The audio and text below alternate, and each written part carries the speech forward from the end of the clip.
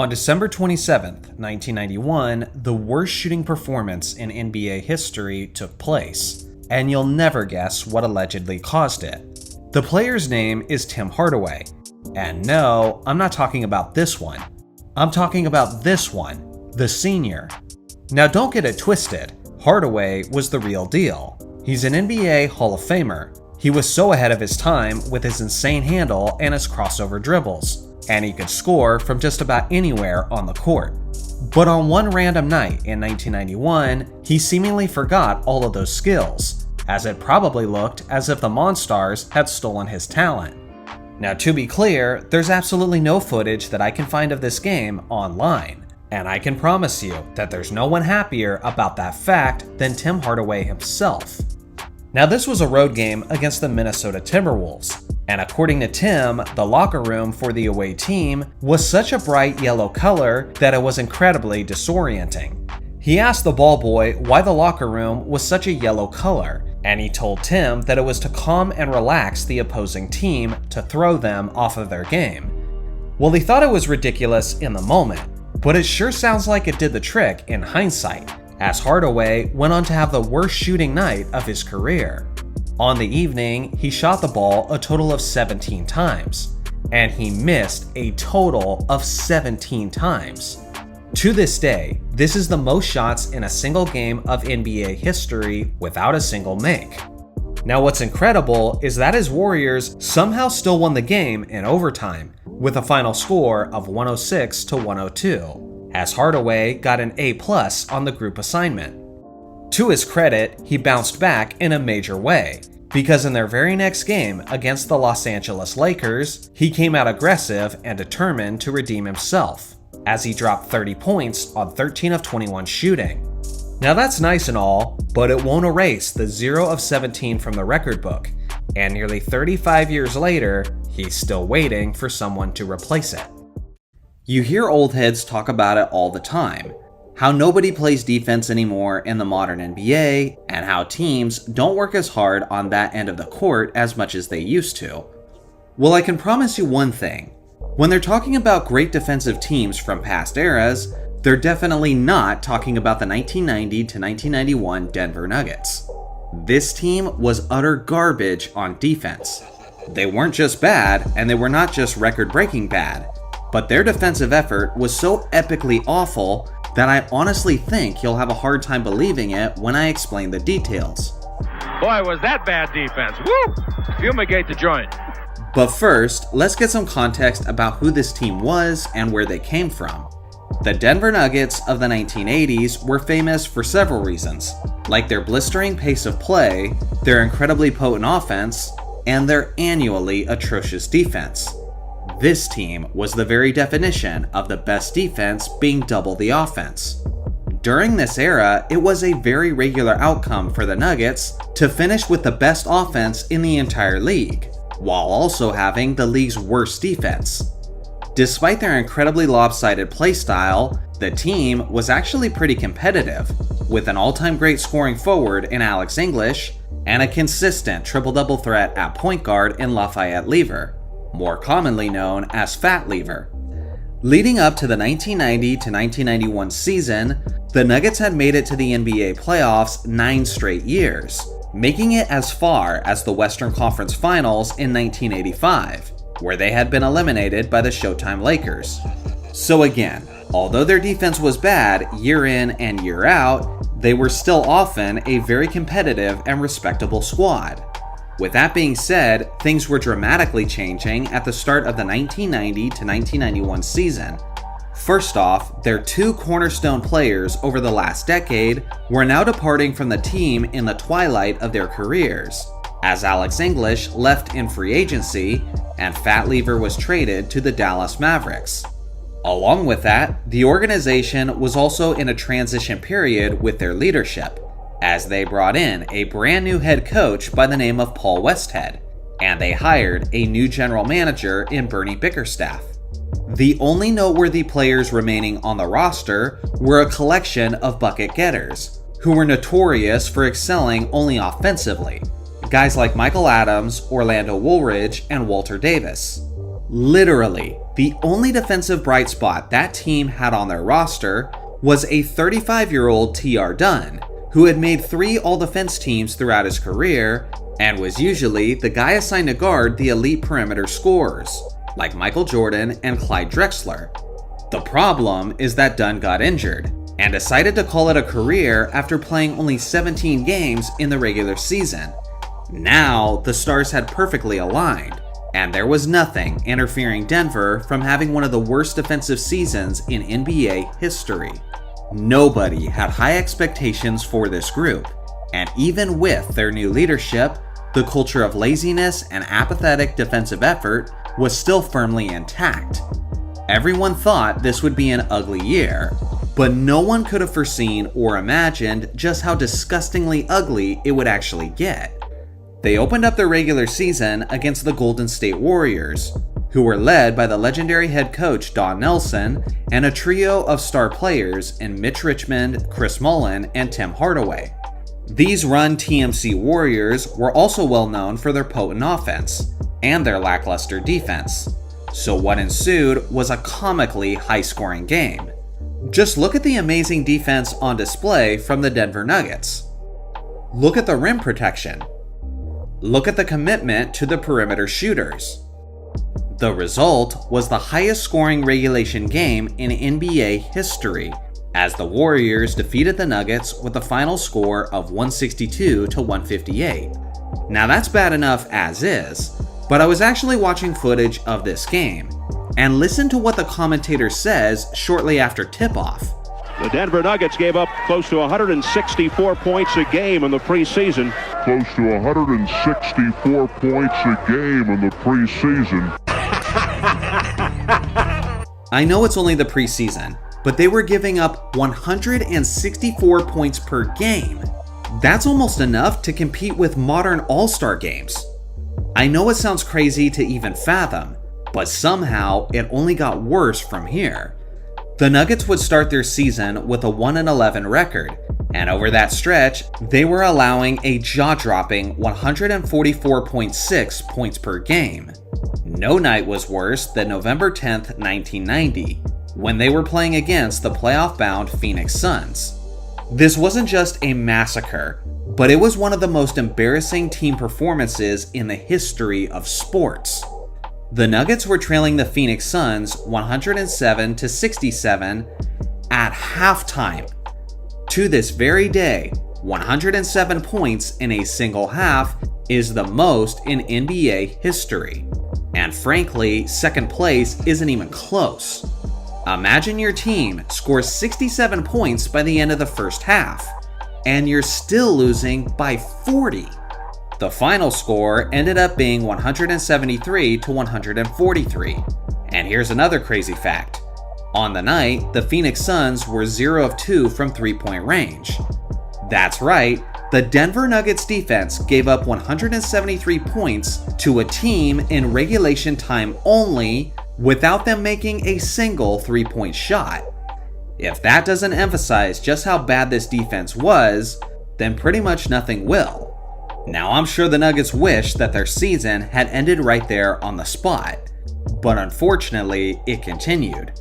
Remember how Scott Skiles of the Orlando Magic set the NBA record for the most assists in a single game with 30?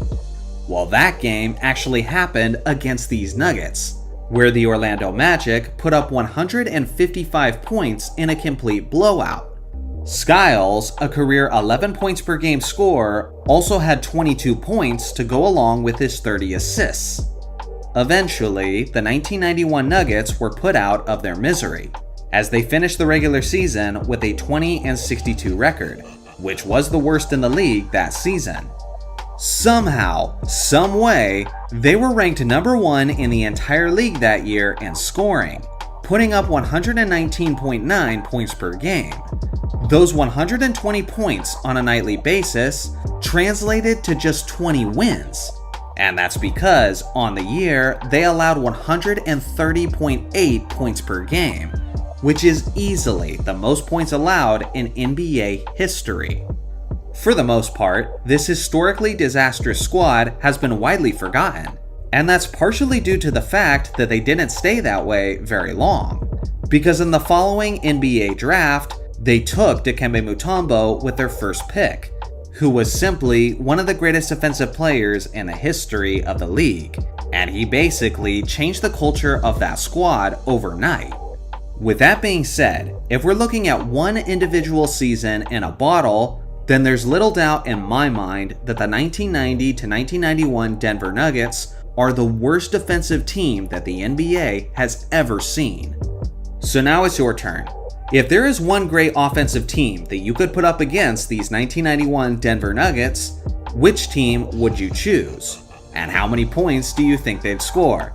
I look forward to hearing your hilarious suggestions in the comment section below. The Boston Celtics are the NBA World Champions.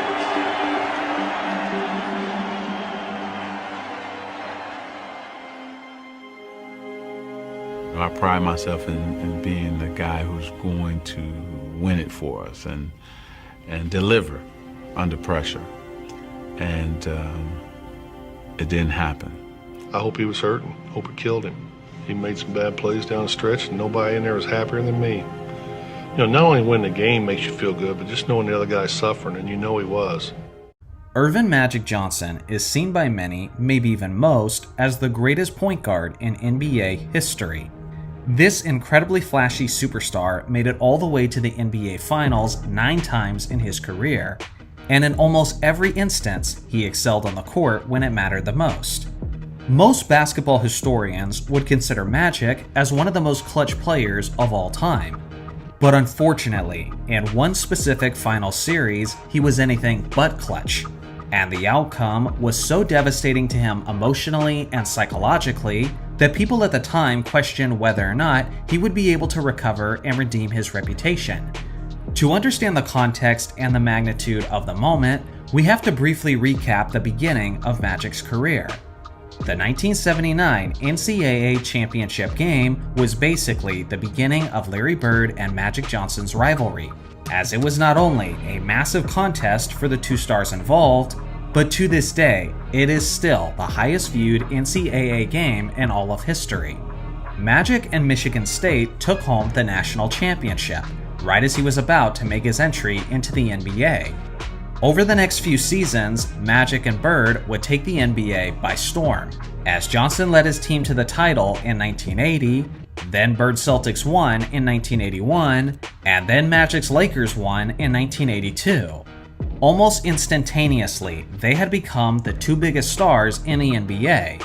Yet despite their individual rivalry and their continual success, their teams kept narrowly avoiding each other in the NBA Finals, which was an unfortunate reality that both the league office and the general audience wanted to see rectified as soon as possible. Then, in 1984, it finally happened. Magic's Lakers and Bird's Celtics were set to square off in the NBA Finals, for what was certainly one of the most highly anticipated matchups in sports history. Up to this point, given the talent and resume of the two very proven stars, you would expect these legends to perform at their best when it absolutely mattered the most. And most of the time in this series, they did. Over the course of the series, Larry Bird averaged 27 points, 14 rebounds, and 4 assists, while hitting 48% of his shots, while Magic averaged 18 points, 8 rebounds, and nearly 14 assists, on 56% shooting from the field. Based on these numbers, you would think that Magic was anything but tragic in this series. But although Magic may have showed up for the big games, he shrunk in its biggest moments. After stealing Game 1 from Boston, Los Angeles had an opportunity to take a stronghold of the series by winning Game 2 on the road as well. The score was tied at 113 with only 13 seconds left on the clock, and what Magic proceeded to do next was shockingly uncharacteristic of him. You watch the clock at the lower part of your screen. They're looking for Kareem. Magic Johnson keeps looking inside. 2 seconds, 1 second, and they don't get it off. Magic simply dribbled out the clock in one of the most perplexing decisions in basketball history. Now in overtime, with less than a minute remaining, Magic missed a wide open jumper that would have put the Lakers up by 3. Then, on the other end of the court, Magic is late to close out on Scott Wedman, who hits the game-winning jumper for Boston. Now the Lakers would bounce back for Game 3 in Los Angeles, as they blew the Celtics out 137-104. But then, in Game 4, the game was close, and Magic would find himself in a similar situation to Game 2. Once again, the game was tied at 113, and yet again, Magic disappointed and left his fans stunned. Rambis to Magic. To be sure they won't let the time run out this time as they did in Game 2. 8 seconds. Harris steals the ball and the Celtics call a timeout with 3 seconds to play. The game went to overtime, and the score is tied at 123 with only 35 seconds left on the clock. Now Magic is at the free throw line where he continued to crumble under the pressure. Looking at this man at the line, and based on the fear in his eyes, you wouldn't know that he was already a 3-time champion and once won the Finals MVP at just the age of 20. Then on the other end, Larry Bird buried the game-winning fadeaway right over the top of Magic Johnson. The energy, effort, and execution was so lacking for Magic in these instances that many basketball fans have gone on to speculate that this whole thing was fixed, and that Magic allegedly threw the game on purpose. As wild as that sounds, it somehow seems even more plausible when you consider just how bad the Hall of Fame point guard looked in the most pivotal moments. Even with these unforced errors in Game 2 and Game 4, Magic and the Lakers still somehow forced a Game 7 in Boston. Yet again, the game was close, and with less than 2 minutes remaining, Magic had the opportunity to redeem himself in an epic fashion. But instead, he solidified one of the greatest choke jobs in basketball history. Lakers can cut it to 3 with a minute and a half now remaining. Magic Johnson goes up without the ball, and here's Dennis Johnson 2-on-1 break. And a block by Cooper. What a play by Cooper. He saved a basket, a sure basket by Boston. Worthy coming back, hits the jumper, and it's a 3-point game. 105-102. 109 remaining. 16 on the shot clock. Celtics with only one more timeout. Lakers have a luxury there. Bird. And Rambis. Now Johnson with the ball. The Lakers trying to cut it to 1. And he loses it. Again to Dennis Johnson, who's going in against Cooper again. These were not just mistakes, but they were horrible, uncoordinated, boneheaded plays that you would never expect in a million years from the game's greatest floor general. The Celtics ran away with it, winning the deciding 7th game with a final score of 111-102. For an entire offseason, Irvin Johnson, the man who was once given the nickname Magic due to his dazzling wonders on the court, was now given a new name, Tragic Johnson. According to Magic, he cried all summer long. He loved to be loved, but with this loss, with his new identity, and with the media scrutiny, he entered the most depressing offseason of his entire life up to this point. If you didn't know the player, and were told that a guy had these averages over the course of an NBA Finals series, you would think that it would be considered by many as one of the greatest playoff performances of all time. But in reality, because of a few major blunders in crunch time, it simply earned him the nickname Tragic. Obviously, Magic bounced back the following season, leading his team to 62 wins and eventually the NBA championship, where he got his revenge on Bird and the Celtics. Thanks to a strong second half of his career, Magic was able to make many people forget about the worst part of his career as a pro. But at the very least, for a small window of time, the basketball world viewed this superstar as the very definition of a choker. So what do you guys think? Do you hold the 1984 NBA Finals against Magic? I look forward to hearing your thoughts in the comment section below. James Harden's career has become one of the most controversial in NBA history. This is a guy who is undeniably on the short list of the greatest scorers of all time. He's one of only 3 players in NBA history to score 36 or more points per game in a season. Between the 2010 to 2011 and the 2019 to 2020 seasons, no player in the NBA scored more points than the Beard. This amazing gift to put the ball in the basket has allowed Harden to see the playoffs in all 16 years of his career. But sadly, that's where the praise ends. Because when it comes to playoff basketball, James Harden has built a reputation that no superstar wants. In fact, he might just be the worst playoff performer of any superstar in NBA history. Now sure, if you look at the numbers without the context, you might think that's an exaggeration.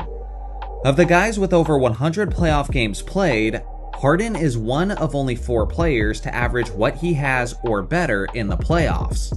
But this far from tells the story. Today, we're doing a deep dive into how and why James Harden has earned this underwhelming reputation. We're going to look at some of his absolute worst playoff performances. And honestly, there are a lot of them spread out across almost every single playoff run that he's had. I'm not kidding. Putting this list together took way longer than I thought it would. So settle in and get comfortable, because you're about to see just how many historically bad playoff games this man has had. 2012 NBA Finals, Games 3 and 4. We start all the way back in 2012, when Harden was just 22 years old and was playing for the Oklahoma City Thunder. He had been named the 6th Man of the Year for the regular season, and was exceptional off the bench in the Western playoffs, scoring double figures in every game. But when the NBA Finals came around, the pressure seemed to hit hard.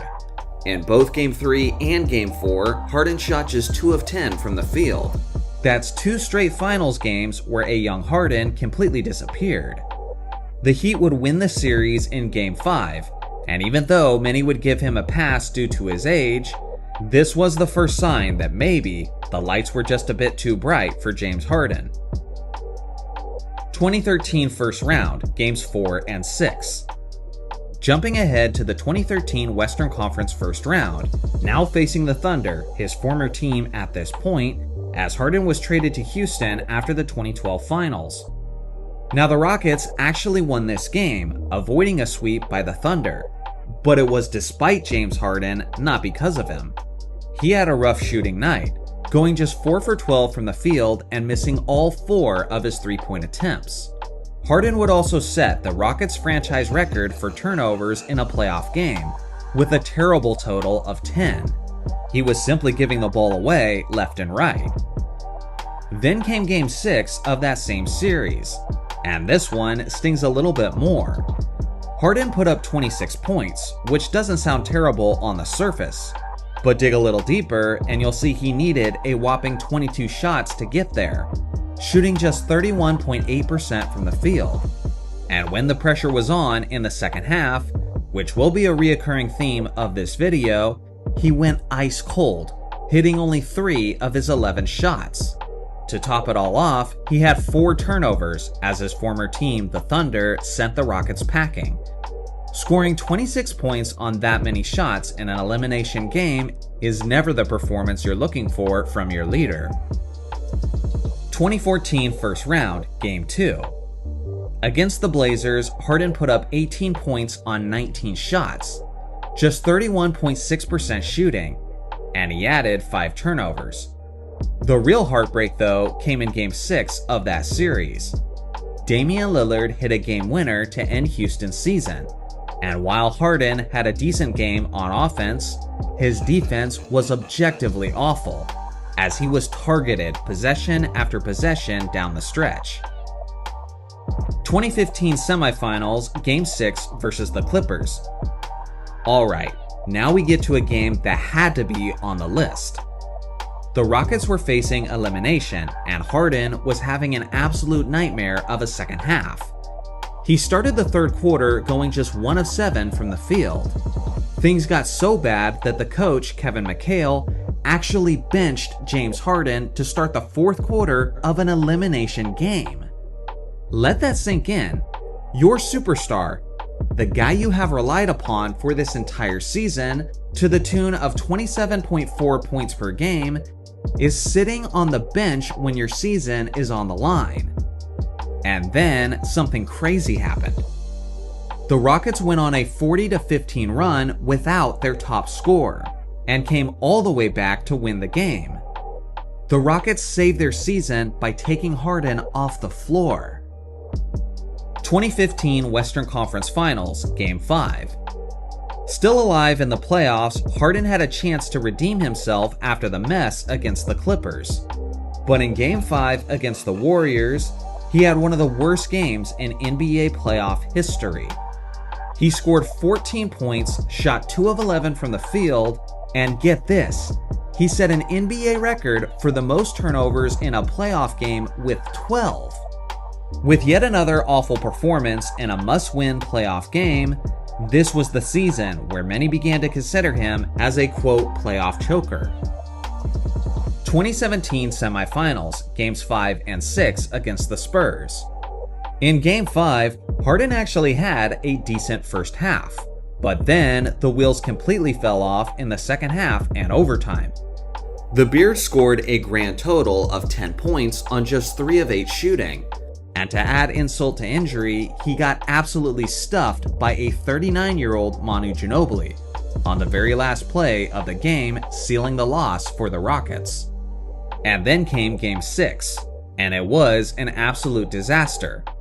The Spurs were without their main star, Kawhi Leonard, so many expected Harden, like many greats before him, to come out strong after a tough loss, and get the Rockets to a Game 7 in dominant fashion. In reality, however, San Antonio absolutely demolished the Rockets, winning 114-75, and Harden had just 10 points on 2 of 11 shooting with 6 turnovers. Harden looked helpless as the Rockets were again blown out in an elimination game, this time at home. 2018 Western Conference Finals, Game 7 versus the Warriors. This game is most remembered for the Rockets missing an unbelievable 27 consecutive three-point shots. And who was leading the charge for those misses? You guessed it, James Harden, who was desperately needed because his co-star Chris Paul got hurt in Game 6. He missed 10 consecutive three-pointers during that brutal stretch. While the entire team struggled, as the leader and primary ball handler, Harden, who won his first scoring title, must assume a large share of the blame for not finding alternative ways to score points and rally his teammates, as it would be expected of any superstar of his caliber. The Rockets had a chance to reach the NBA Finals and be the team that ended the Warriors' dynasty. But unfortunately, at this point, James Harden almost felt cursed as soon as the regular season ended each year. 2019 first round, Game 3. Now the Rockets actually won this game against the Utah Jazz, so it might seem weird to include it, but Harden was historically bad. He missed his first 15 shots in a row. That's the most consecutive missed shots to start a playoff game in NBA history. He ended up shooting just 3 of 20 from the field. To put that in perspective, of all players who have taken at least 20 shots in a playoff game over the last 30 years, only Karl Malone in 1997 and Kenyon Martin in 2003 had worse shooting percentages. 2021 semifinals, Game 5 versus the Bucks. Now this one has a bit of an asterisk because Harden was clearly playing hurt. He suffered a hamstring injury early in Game 1 and missed several games. He tried to come back in Game 5 for Brooklyn, but he was clearly not himself. He went just 1 of 10 from the field, missed all 8 of his three-point attempts, and he had 4 turnovers, all while clearly hobbling around on one leg. The Nets actually won this game, which is kind of amazing considering how poorly their star player performed. You almost have to wonder if they wouldn't have been better off without Harden playing as an obvious decoy. 2022 semifinals, Games 5 and 6 versus the Heat. Game 5 was just an all-around brutal performance.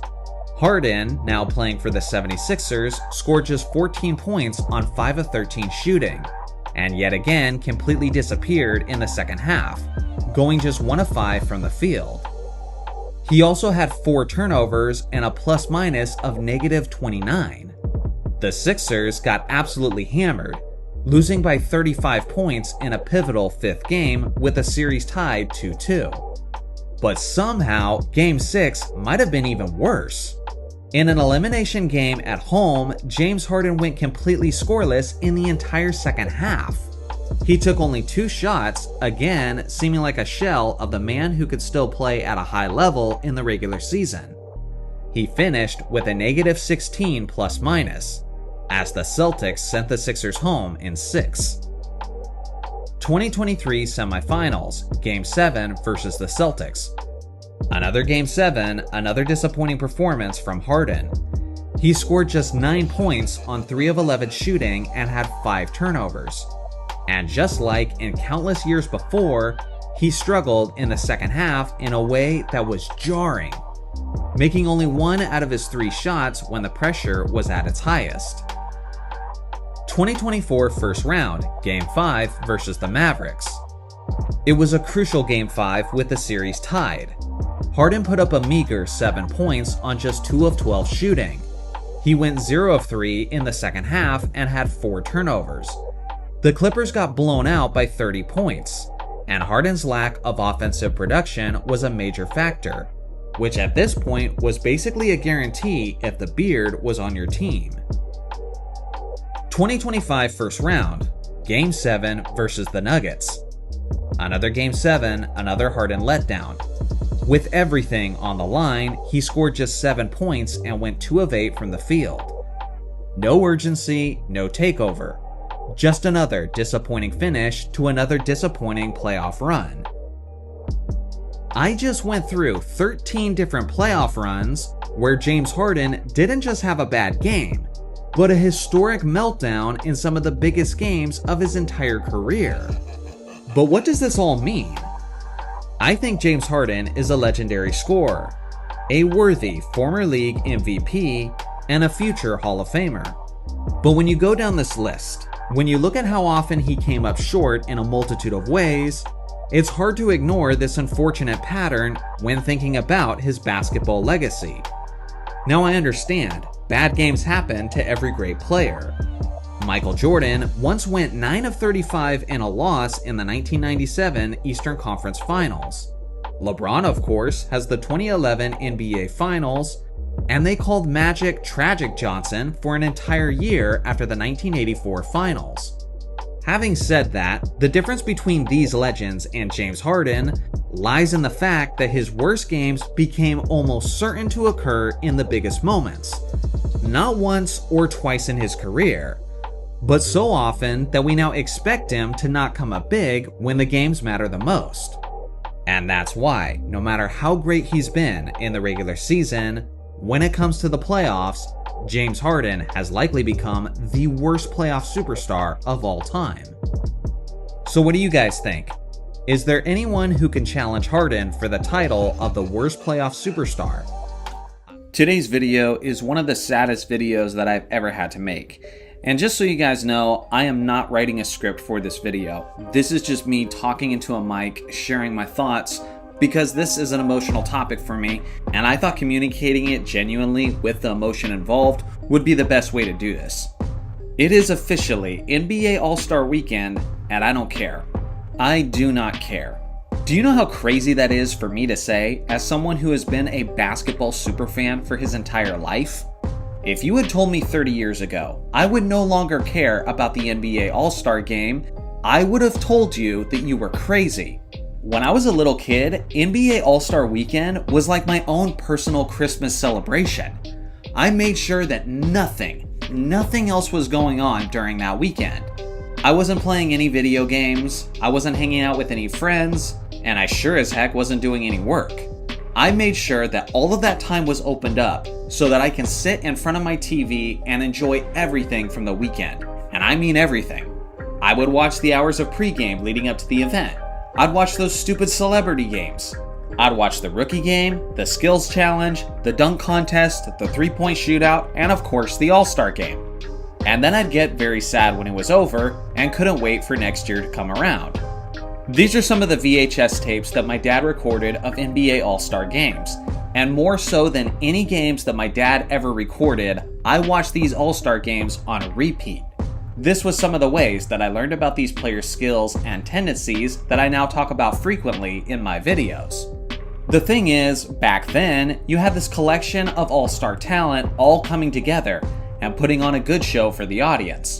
And I think most of us can agree that that hasn't been the case in recent years.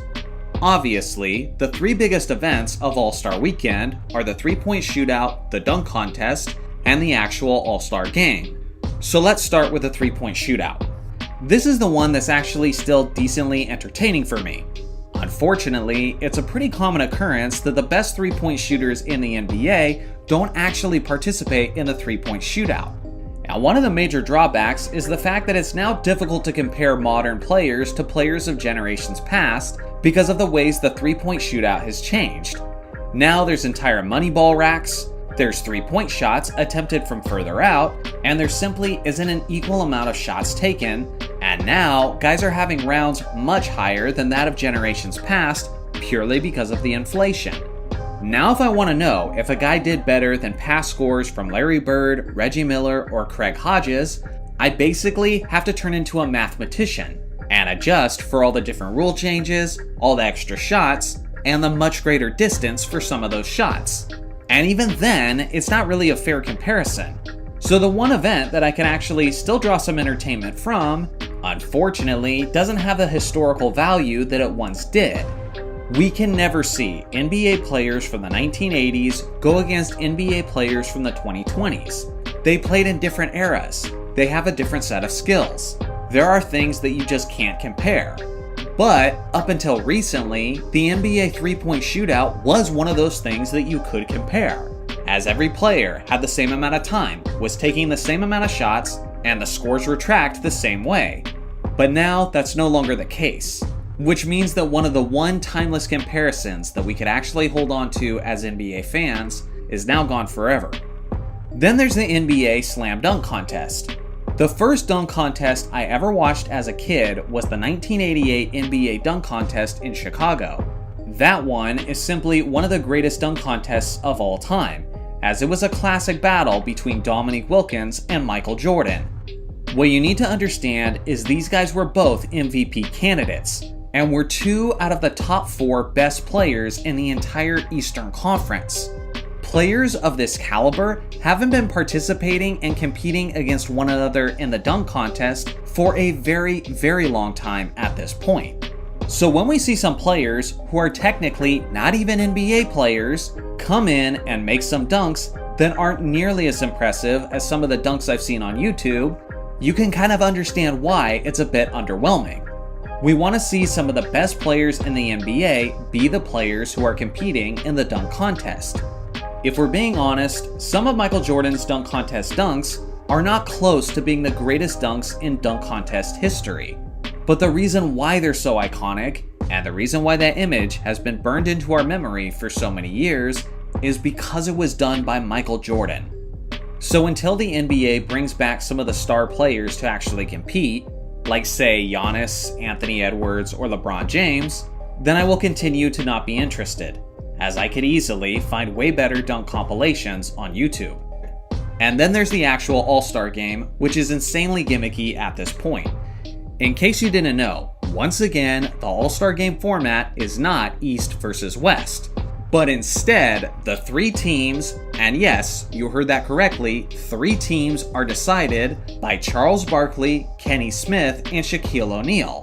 And based on how they drafted the players, I have some questions about whether or not this whole thing was orchestrated. So now we're just doing more gimmicks, which seems like it's the equivalent of giving a Flintstones vitamin to someone who has a broken femur. NBA All-Star Weekend is struggling, and last season's All-Star Game was widely recognized as one of the worst All-Star Games of all time. That's because absolutely no defense was played. It was either a layup drill or simply shoot around, and both teams combined for nearly 400 points. And this was after Adam Silver had been telling us for weeks that they would make defense an emphasis, that he had spoken with the referees and he had spoken with the players, and more effort was going to be put forth. And don't get me wrong, I don't want the NBA All-Star Game to have 1980s defense. but just a little bit of effort. At least look like you're trying to stand in a guy's path. I understand it's entertainment, I understand it's an exhibition, and I understand that the players want to put on a good show for the fans. But a layup drill or a shoot around is not that, and we've been saying that for years. After we got that disappointment, and after Adam Silver had egg on his face, did he then bring the hammer down and put an even greater emphasis on defense? No, he just got incredibly gimmicky with it to a level that we've never seen before. And if they didn't give a darn in the previous format, then what's supposed to make me think that they're gonna give a darn in this format? To me, that was the straw that broke the camel's back. Because it was no longer about the fact that I was being disappointed and I wasn't being entertained. But now I was lied to, and that lie has been swept under the rug. Let me know in the comments section below how you guys are feeling about All-Star Weekend. Do you care? Do you kind of care? Or do you not care at all? I've been an NBA basketball fan for a very long time at this point. I'm about 35 years old, and I remember vividly the debates we had in the late 90s and the early 2000s. And other people who are my age or older in the comments section can back me up on this, but we didn't argue about our favorite players the same way that we argue about players today. Sure, I remember conversations about Tracy McGrady and Kobe Bryant and which one was better, but at the same time, I could still admit that Kobe was a bit of a ball hog at times, and that there were some instances where it would have been smarter just to dump the ball down to Shaq. Nowadays, basketball fandom has become so tribalistic that if I make comments like that with any hint of objectivity, I'll be called a hater and immediately get accused of being a LeBron James fan. So now basketball discourse is in a total mess, and that's been a major topic of discussion over the last week on social media. Some people want to blame the old heads for their grumpy nostalgia and how they're constantly hating on the younger players. And then some people want to blame the newer players and fans for their insulting disrespect of previous generations. But I gotta be honest, I think these are two sides of the same coin. In the 1990s, there were still former players like Wilt Chamberlain and Julius Erving who was in fact calling the 90s soft and saying that the modern players couldn't hang in their era. Now don't get me wrong, I'm not trying to make the point that the 90s are the same as basketball today. I'm just trying to make the point that this kind of rhetoric has been going on for a very long time. But over time, these debates have devolved into insults and into tribalistic sheep-like thinking. Just like you guys, I have peers who are so obsessed with LeBron James that in order to diminish Michael Jordan, they have tried invalidating his entire era time and time again, even though in reality, LeBron and Michael Jordan did compete against a lot of the same competition. And then on the opposite end, I have a lot of peers who are big fans of Michael Jordan, and they are so devoted to their GOAT that they can't bring themselves to say anything positive about LeBron James. I think if they just took a moment to try to acknowledge that he's a good passer, they would spontaneously be engulfed in flames. I understand that both of these sides have some faults, but if you're exclusively blaming one side or the other, then I think you're truly missing the real puppeteer in this situation. Both of these sides have been influenced by the media. As much as I try to remain as objective as possible on my channel, I can even admit that I've been influenced by the mainstream media. For example, whenever they say something incredibly stupid, I usually make a video responding to it. In a way, I am contributing to the discourse by even acknowledging it. The thing is, the discourse and bias has gotten so bad that it's nearly impossible to completely ignore as a content creator who is discussing modern trends. The truth is, the mainstream media has gotten so out of hand, and if you want to look at how basketball discourse has changed, you first have to examine how they've changed. Back in the day, we did have SportsCenter, we had After the Horn, we had PTI, and various shows on ESPN. And I remember when cold pizza first started taking off, and it was this fun, hilarious new thing where Stephen A. Smith and Skip Bayless were constantly yelling at each other. With that being said, there was only so much of this that I could take, because it was obvious that they were playing a part, and their opinions were dramatized to say the least. But unfortunately, as time went on, that became the norm for mainstream sports media. Let me ask you a question. Do you remember shows like NBA Open Court, where legends of the game were talking about their eras and about present NBA basketball, and they were sharing their experiences and comparisons as everybody around the room was talking positively about the game of basketball. It was purely for the love of the sport. Former players appreciating current players and drawing comparisons to greats of past generations. And now it's not on the air anymore. But you can find these knuckleheads constantly arguing and repeating the same talking points over and over for 5 days a week. I'm talking about guys like Stephen A. Smith, Shannon Sharpe, Skip Bayless, and Nick Wright. Some of the most biased NBA, quote, analysts that you will ever come across. As social media took off, these mainstream networks started realizing that they don't just want you to see the highlights and appreciate the players, but they want you to be talking, arguing, engaging, and nothing raises engagement like conflict. Now take this next point of mine with a major grain of salt. But a friend of mine once said that he had a friend who worked for ESPN. And again, anybody can be embellishing the details here, but he told me that his friend who worked at ESPN said that the way they came up for their topics of debate was by simply jumping on Twitter and seeing what people were arguing about. Then they would decide on that spot who's taking each side of the debate, and then they would go from there. Allegedly, it's all fabricated, it's all rehearsed. There's no authenticity, just manufactured conflict to entice viewers and create more conflict in the basketball community. Now listen, I always suspected that this was the case, but the moment I knew it beyond a shadow of a doubt was when Skip Bayless pulled this BS in 2019. After Kawhi Leonard joined the Los Angeles Clippers, Skip Bayless walks on set wearing a Kawhi Leonard jersey. Now remember the context of this time period. Skip Bayless, who had been rooting for Tim Duncan and the San Antonio Spurs, had been taking a dump on Kawhi Leonard time and time again, as he left the Spurs on very ugly terms. Skip Bayless was his #1 hater day after day after day.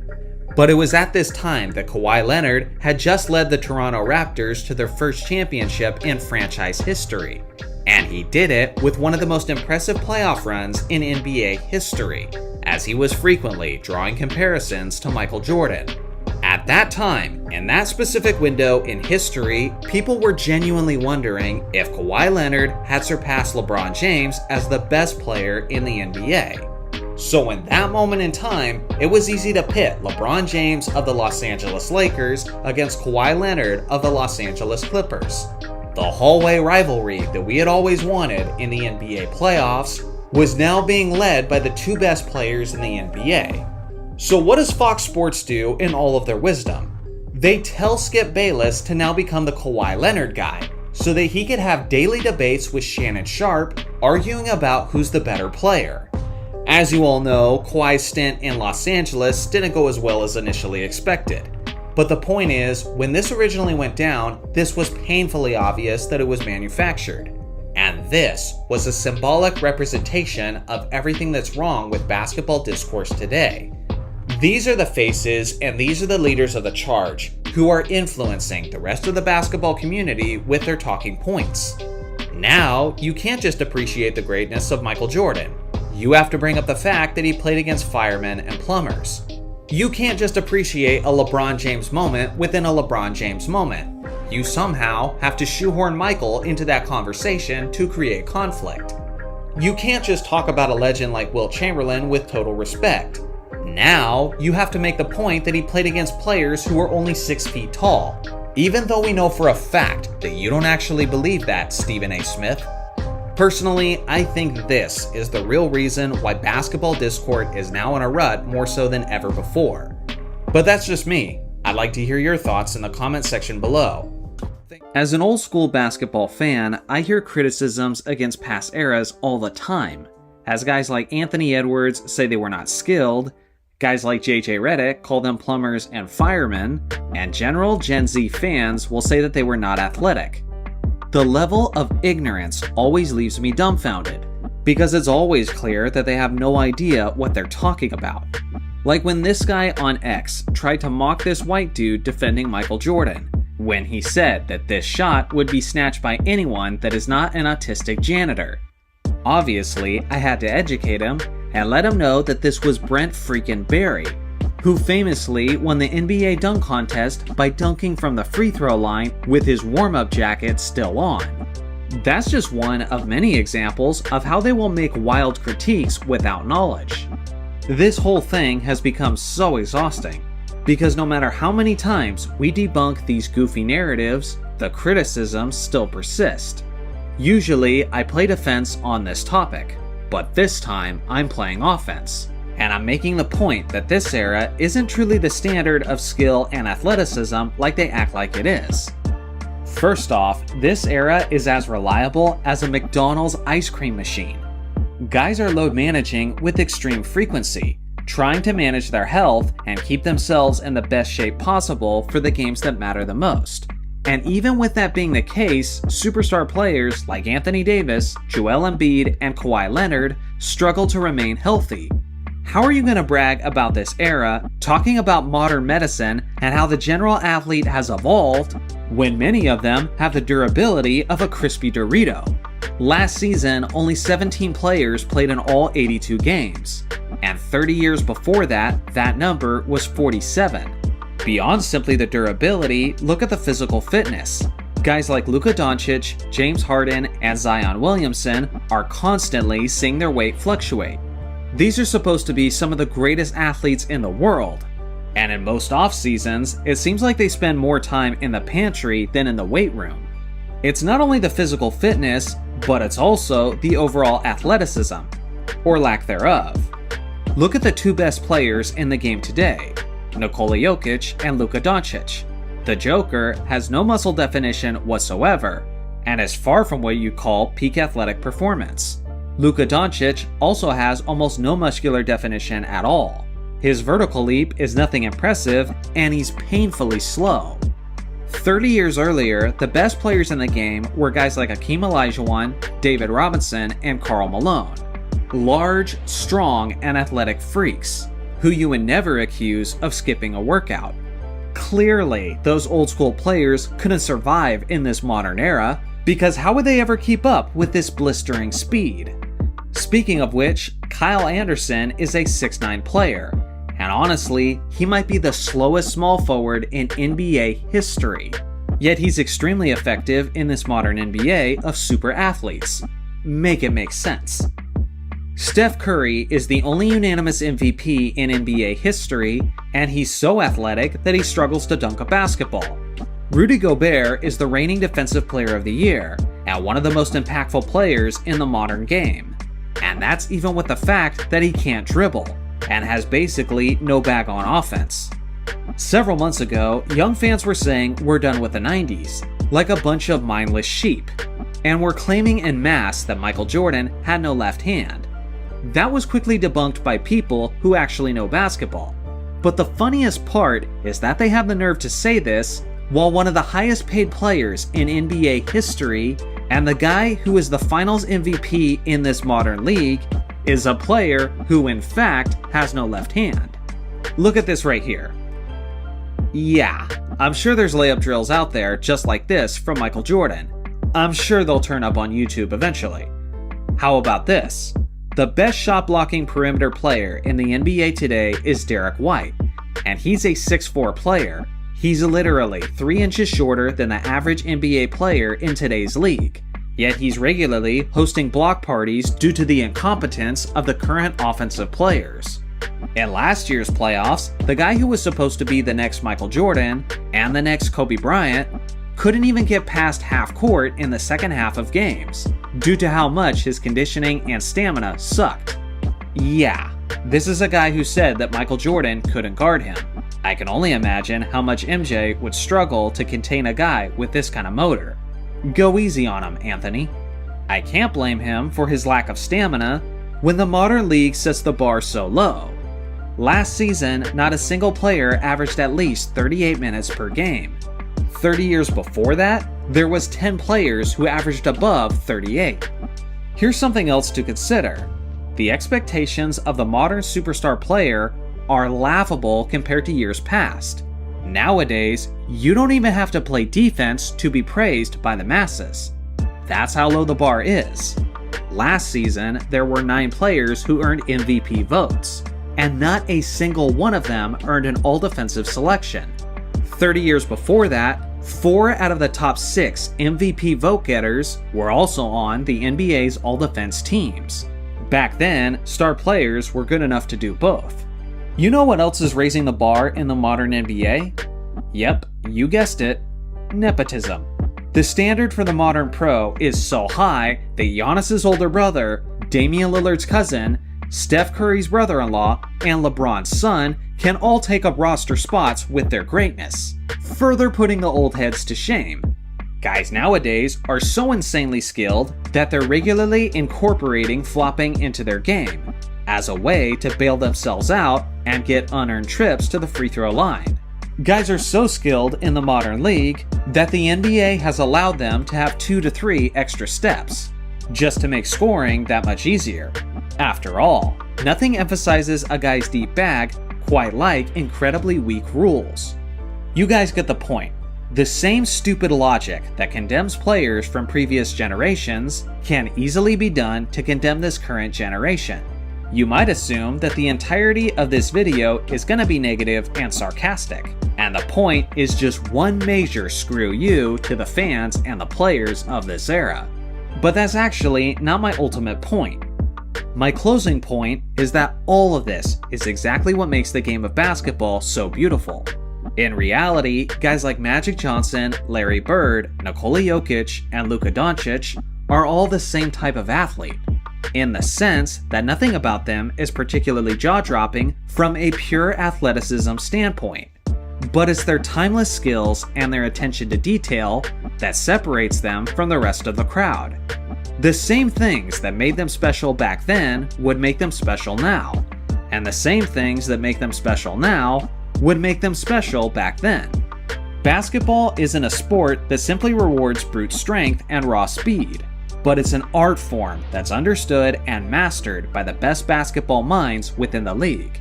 If it simply rewarded freakish athleticism, then guys like Shannon Brown, Gerald Green, and Daryl Griffith would be some of the greatest players of all time.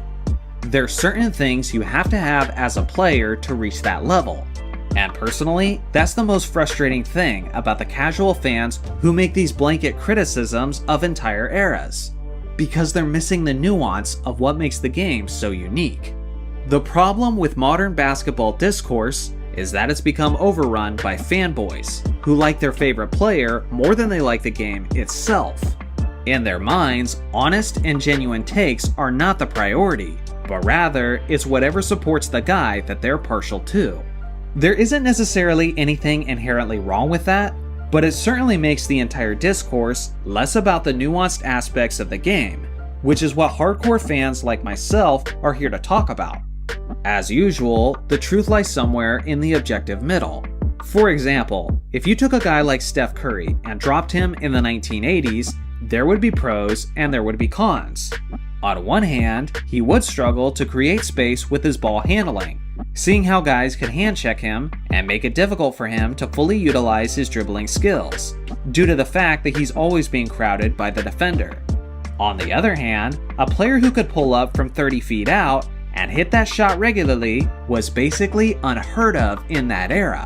And for that reason, he would be like a force of nature that defenses would have to adapt to league-wide. To put it simply, the conversation is more complex than simply saying he would kill it or that he would be utterly destroyed by that era.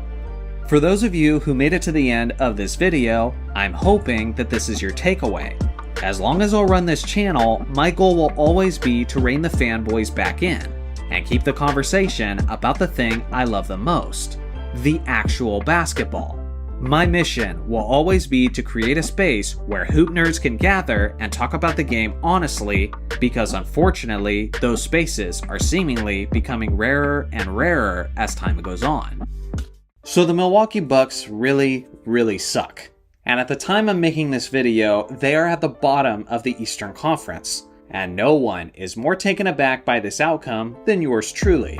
I had so much confidence in not only Giannis, but in Damian Lillard, who had been one of my favorite players in the NBA for many years. and I just thought the way their games would complement one another, and with just how good Giannis was as basically the only superstar on his team for so many years, I thought for sure they were bound to be an NBA championship team with these two stars leading the pack. But clearly I was wrong, as that prediction ended up being one of the dumbest predictions that I've ever made. But after all, that's just sports.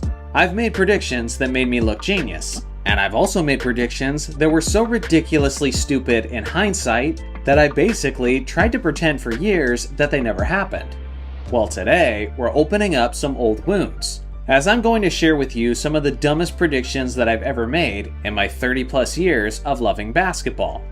And listen, if you're going to continue watching this video, the only thing I ask for in return for me humiliating myself is you also telling me in the comment section below what are some of the dumbest basketball predictions that you've ever made.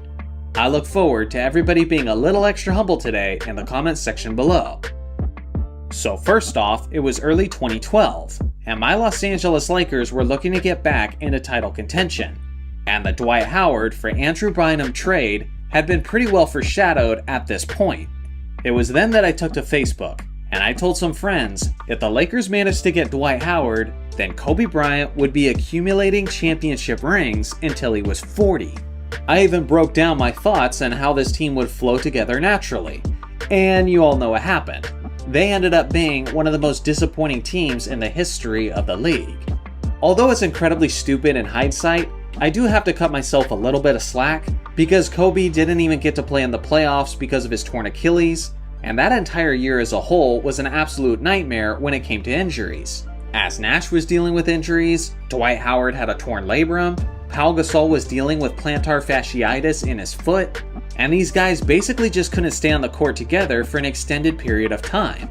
Regardless, there's no way from saving myself completely from the embarrassment, as this was easily one of the dumbest predictions I've ever made. Another prediction was around 2001, when I said that a rookie Darius Miles would go on to be as good of a player as Kevin Garnett. And I know what many of you are thinking. Who the hell is Darius Miles? Well, he was an incredibly skilled player with tons of potential. He was a 6'9" small forward who could handle the basketball and was extremely lengthy. He was very athletic, and to me, he was extremely reminiscent of a young Kevin Garnett.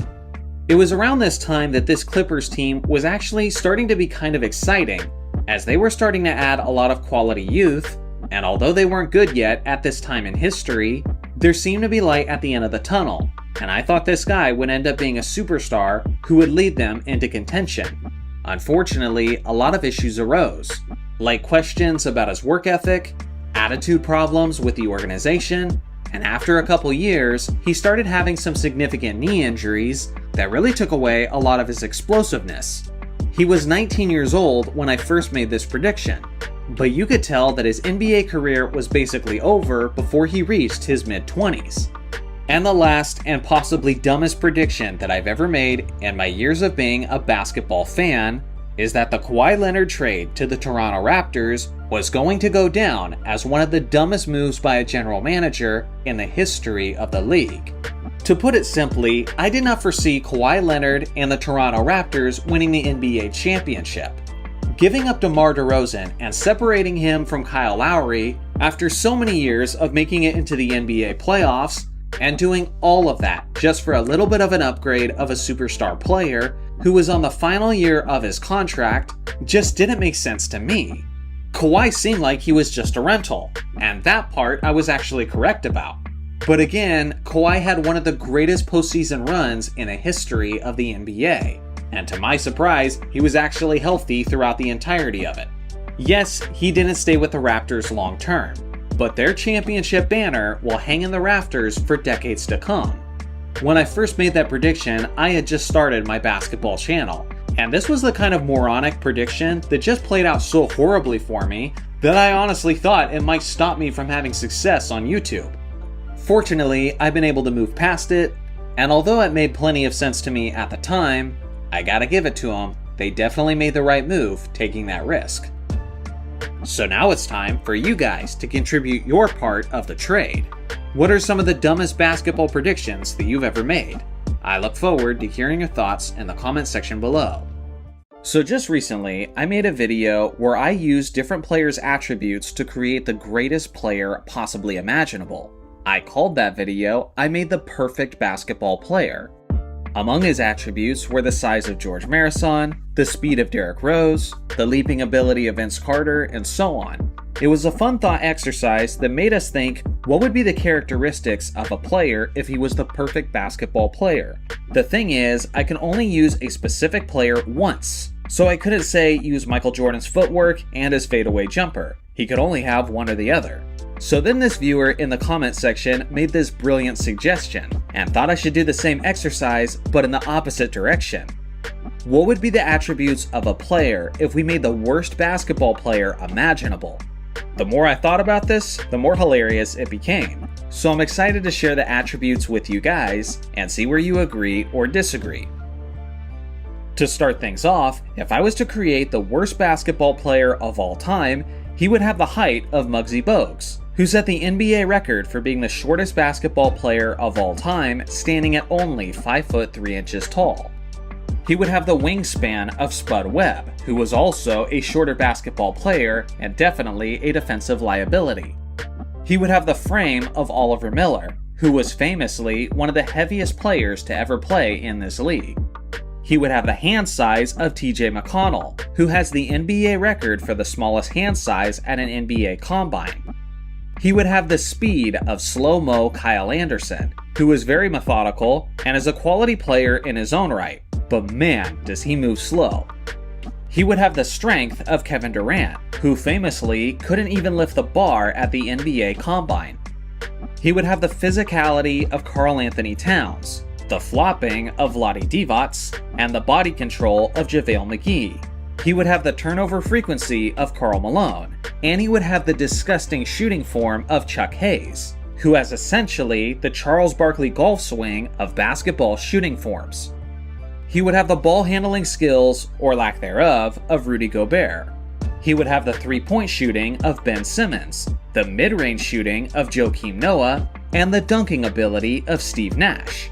He would have the free throw shooting of Ben Wallace, who is statistically the worst free throw shooter of all time. He would have the passing skills of Yinka Dare, and if you have no idea who that guy is, you might want to look into him and you'll quickly understand why he takes this attribute. He would have the rebounding ability of Brook Lopez, the perimeter defense of Damian Lillard, and the interior defense of one of the greatest busts in basketball history, Anthony Bennett. He would have the shot blocking of George Zedek, who was an NBA center standing 7 feet tall, yet averaged a career 0.1 blocks per game. He would have the durability of Bill Walton, who was notorious for breaking more easily than a graham cracker. He would have the stamina of Boban Marjanovic. He would have the public relations of Charles Barkley, who was always getting in trouble during his playing career. So in other words, he wouldn't be a role model. He would have the confidence of Kwame Brown, or lack thereof. He would have the leadership of Scottie Pippen, and the coachability of Latrell Sprewell, who famously did really well with his head coach. He would have the attitude of Rasheed Wallace, picking up technical fouls and getting ejected with extreme regularity. He would have the explosive temper of Ron Artest, who famously has some of the most ugly moments of basketball history on his resume. He would have the basketball IQ of J.R. Smith, the work ethic of Allen Iverson, and the composure of Glenn Big Baby Davis. He would have the unselfishness of the NBA Hall of Famer Rick Barry. He would have the locker room influence of Gilbert Arenas. And I'm not even sure if I'm able to explain that one in detail in a YouTube video. Just to add insult to injury, he would have the dancing skills of Mark Madsen, he would have the playoff clutch gene of James Harden, and he would have the clutch shot making of Roy Hibbert. So be honest guys, this guy would definitely go first overall in your NBA fantasy draft. Let me know in the comments section if you guys are able to make a worse player than the attributes I put together. I look forward to seeing your pathetic custom built players in the comment section below. Thanks.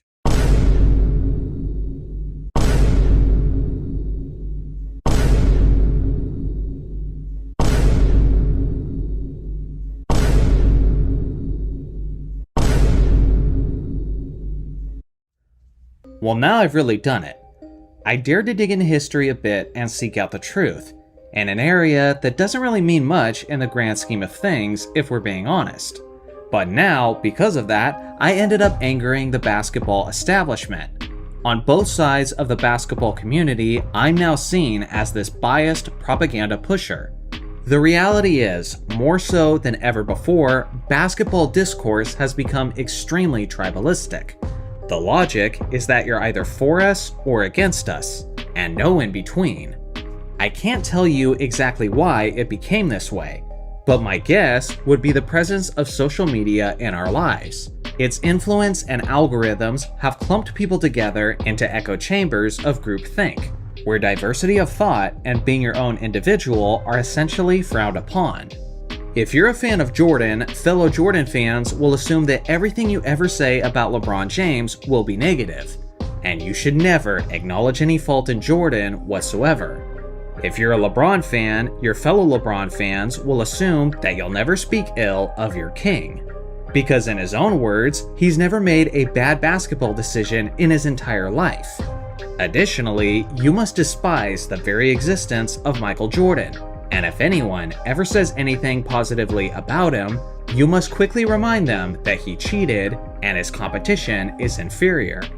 I gotta be honest, guys, this is all so tiresome at this point. When I was a kid, watching my dad's VHS tapes on repeat of all the basketball games he recorded, I didn't really have one single player who I adored more than any other, but I was a fan of the game. Reggie Miller was fascinating to me because he was as skinny as I was, but he was fearless out there on the court. Michael Jordan was awesome because he was the guy who had skills even beyond my imagination. Magic Johnson was incredible because he was so flashy and just amazed me how he could be the best player on the court while being a distributor. Larry Bird was just so smart, and I was so blown away by the fact that he could be so good while looking like just a regular unathletic dude. James Worthy was so fast, and I loved the way he glided through the air. And I thought he was so cool with his basketball goggles that I used to casually wear my pool goggles everywhere, just so that I could look like him. That was the kind of basketball fan I was at the age of 6 and 7, and in many ways, that kid never grew up. Sure, being a fan of your favorite player is cool, but what was far more meaningful than that to me was being a fan of the game of basketball. I remember having genuine and honest basketball conversations about players' gifts and about their weaknesses. For me, how I spoke about the players didn't change the truth about who the players really were. It was just my opinion, and it was either true or it wasn't. But all of that has changed dramatically in the years since. Now it seems like everyone is a part of their own fan clubs, and everyone in that club must pledge allegiance to their favorite player. And if you stray away from loyalty to your favorite player for even just a moment, you become ostracized by the rest of the community. And that is exactly where I find myself today. Side. I am on nobody's side because nobody is on my side. Another way of putting it is this viral tweet. This perfectly encompasses the basketball community as a whole these days. But instead of saying, I like pancakes, it could say, I think Jordan's steals might have been inflated. And the response is, so you worship LeBron James? Or how about, I think LeBron is hurting the Lakers by controlling them? Which then gets a response like, so you intimately dream about Michael Jordan? Again, according to the basketball masses, there's no room anymore for honest free thinkers. Personally, I am very aware of this topic. Because Kobe Bryant is my favorite player, I honestly think Michael Jordan is the GOAT, and LeBron James plays for the Lakers, which is my favorite team. I basically have eggs in the baskets of each of these players' legacies. But apparently, many basketball fans are incapable of comprehending that. My mission on this channel is to be a genuine place where lovers of the game can get together and talk about the sport. Maybe it was just my friend group growing up, but from what I observed, basketball discourse wasn't always this political and cringy. We could talk about the game authentically, acknowledging the strengths and weaknesses of our favorite players. without getting so damn insecure like their reputation is about to be ruined just because we dared to be honest for a minute. If our favorite player shot 3 of 20 from the field, it's okay to admit that our guy looked awful that night and couldn't hit water if he was shooting off a boat. But now, fan bases have to convince people that their guy, quote, still had a decent game. Look at how he outworked everyone. Look at how he set screens. See how he made his teammates better? For goodness sake, just take the L. If hypothetically push comes to shove, and I end up being the last objective basketball fan in the community, then I'm okay with that. I'll die peacefully knowing that I stayed who I am despite the pressure to conform. The thing is, I think we all can enjoy the game just a little bit more if some of us just loosened up a bit. Your favorite player is probably great at the game, but he isn't perfect, and he isn't a god.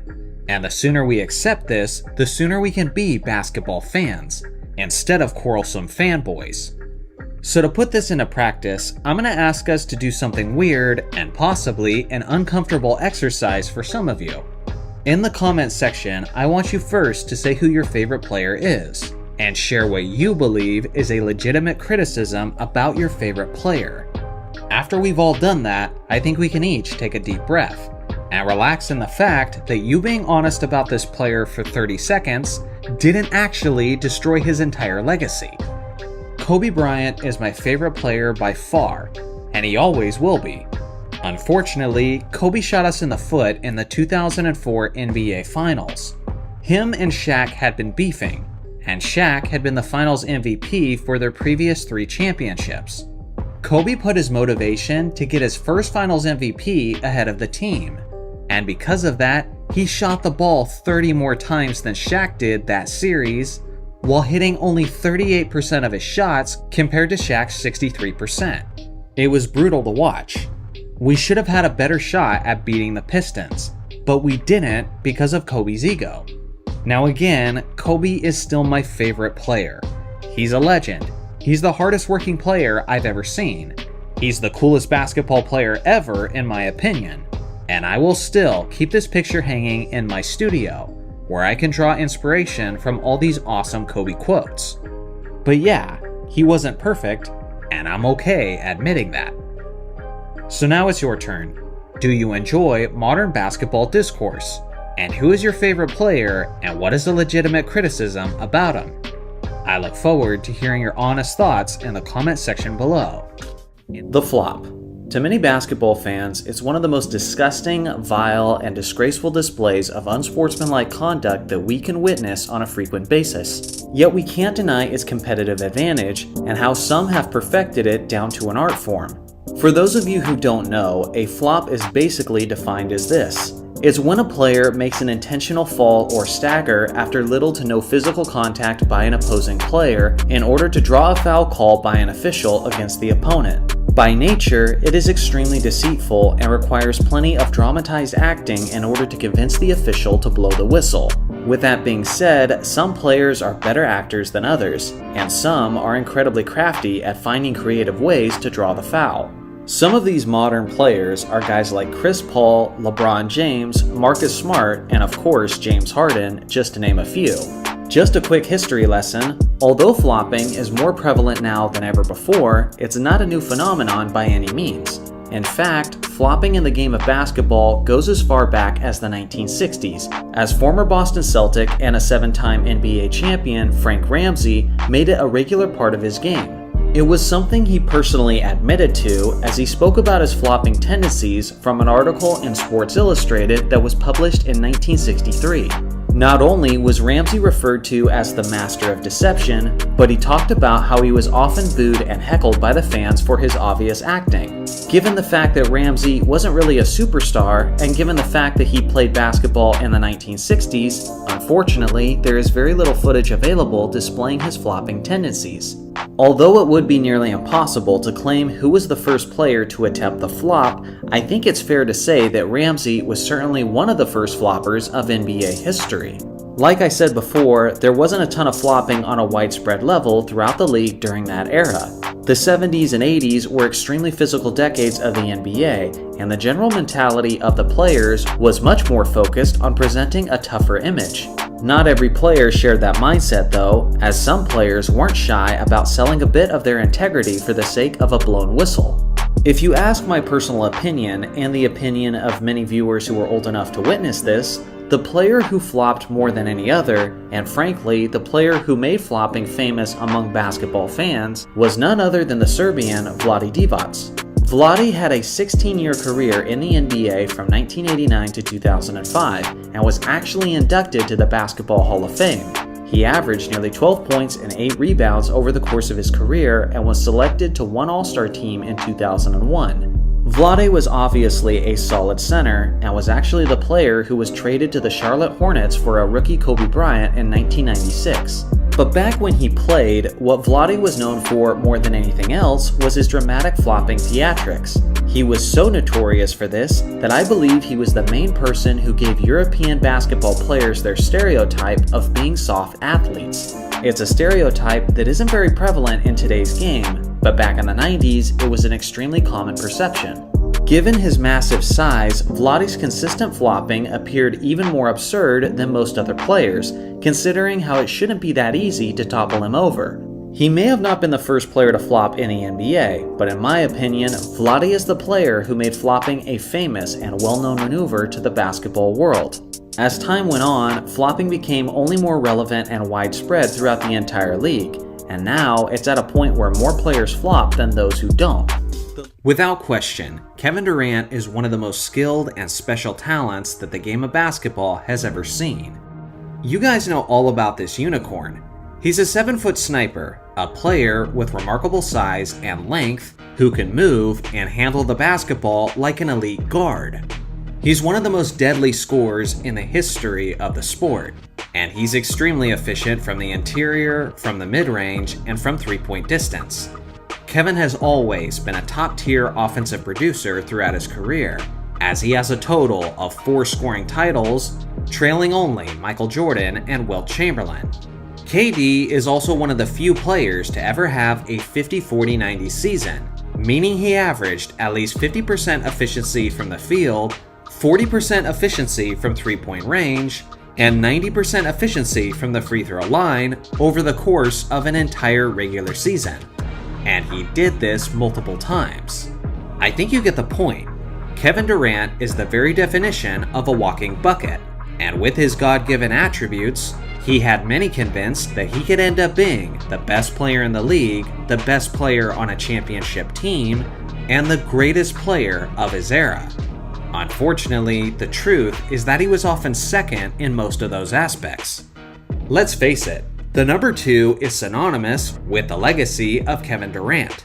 He started his career as the 2nd overall pick in the 2007 NBA draft, taken just after Greg Oden. In hindsight, KD certainly deserved to be the number 1 pick, but it would probably be unfair to call Oden a bust, because the way his career panned out had more to do with his significant injuries and not so much about any lack of amazing talent. On the other hand, a healthy Kevin Durant rose to superstardom almost immediately.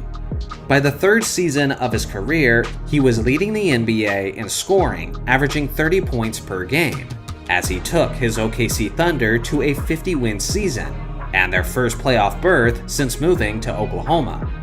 With that being said, his trend of 2nd place continued, as he finished 2nd in the MVP voting that season, behind the strong MVP effort of LeBron James. This was the beginning of a 4-year stretch where KD finished 2nd in the MVP voting in 3 of those seasons. Each and every one of those 3 years, it was a prime LeBron James that was ahead of him, winning the league MVP award. If that didn't firmly establish the narrative that Durant was living in the shadow of LeBron, well then the 2012 NBA Finals certainly did. On the game's biggest stage, LeBron and the Big Three Miami Heat defeated the OKC Thunder comfortably in just 5 games. Now, was it really KD's fault that he ended up in 2nd once again? Perhaps not, as he did have great numbers in the series, and especially in the elimination game, he didn't really have the support he needed to get the job done. With that being said, he and his fellow co-stars were still only in their early 20s, and Durant specifically was 4 years younger than the prime LeBron James. So with that in mind, the widespread belief was that the day was coming where he would be seen as the number one guy. Number one in the league, number one on a championship team, and maybe even number one of his era. He had his moment to shine in the 2013 to 2014 regular season, where he averaged 32 points per game with solid efficiency splits, leading to a 59-win season for the OKC Thunder. Finally, for a brief moment in time, KD was seen as the number one guy, as he won the MVP award, finally besting a competitive LeBron James. Although he was worthy of the 2014 MVP, he wasn't without his critics, as some people believed that he was given the award as a sympathetic gesture, rather than as a genuine assessment that he had finally surpassed LeBron, who did average 27, 7, and 6 on an absurd 57% from the field that season. I do believe the majority of the optimism was in KD's favor though, but it was short-lived, as his Thunder were eliminated in the Western Conference Finals by the San Antonio Spurs, while LeBron was once again heading to the NBA Finals. We were still anxiously waiting for his true breakthrough moment, but unfortunately, significant foot injuries caused him to miss the majority of the 14-15 season. He did come back strong for the 2015 to 2016 season, but now the Golden State Warriors had emerged and were on the horizon, as Steph Curry was the reigning MVP and was in the process of winning his second straight as the first unanimous MVP in NBA history. As all of you know, KD's Thunder and Steph's 73-9 Warriors did meet up in the Western Conference Finals, and what preceded was an all-time great series. But after the Thunder got off to a commanding 3-1 lead, the Warriors stormed back and won the series. In the final 3 games of that matchup, KD shot only 39% from the field and 27% from three-point range, while over that same stretch, Steph averaged more points and was far more efficient. At this point, Kevin Durant being second place to LeBron James was now a distant memory. Now, he had to settle for being viewed as second best in his own conference. Then the Cavs upset the Warriors in the NBA Finals, and then the unthinkable happened, where Kevin Durant joined the greatest regular season team of all time, as he signed with the Warriors in July of 2016. Then Durant went on to win 2 straight championships for a team that was basically viewed as the greatest title favorites ever. Durant did win the Finals MVP in 2017 and in 2018 while putting up monstrous numbers. And at the time, a lot of people viewed this as an indication that KD was the better player than Steph. But oh how things can change in a matter of a few years. Since their split, Steph won his 4th championship ring, and KD is still seeking a championship apart from Curry, despite the fact that he's had numerous opportunities with exceptional supporting talent. So to recap, Kevin Durant was second to be drafted. Then he was second behind LeBron James for years. Then right as LeBron potentially opened the door for Durant, he became second behind Steph Curry. And then the history books will say that he was the real second behind Steph when he was on his team. And now there's a new question for KD's career. Does he have to be number 2 on a team in order to win a championship? It sounds crazy to suggest it based on his talent, but outside of Steph, who was the clear engine and identity of that Warriors offense, Kevin has been unable to secure a championship, leading to questions about his leadership. Maybe the truth is, he was never a true number 1 in the first place. There's much to be said and debated over the legacy of Kevin Durant, and when it comes to his status and standing among the all-time greats, it's really hard to give him a definitive placement, because despite all of his talent and all of his supporting talent, he has very little hardware to show for it. Ultimately, after nearly 2 decades of watching him play, I believe the legacy of Kevin Durant is perfectly summed up by 2 words, and 2 words alone: second best. As most basketball fans already know, Tracy McGrady was simply one of the most talented players to ever play the game. As Kobe Bryant once described him, he was a player who had all the skills and athleticism, but in a 6'9" frame. At his peak, he was averaging as high as 32 points per game, and he's famously known for his iconic comeback over the San Antonio Spurs, where he scored 13 points in only 35 seconds.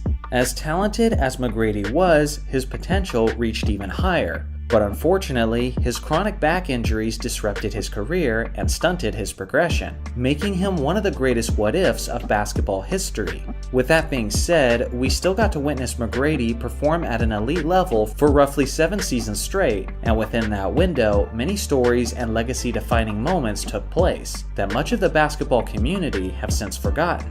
Today, we're tackling the story of Tracy McGrady's career and evaluating the events that took place when his legacy was on the line.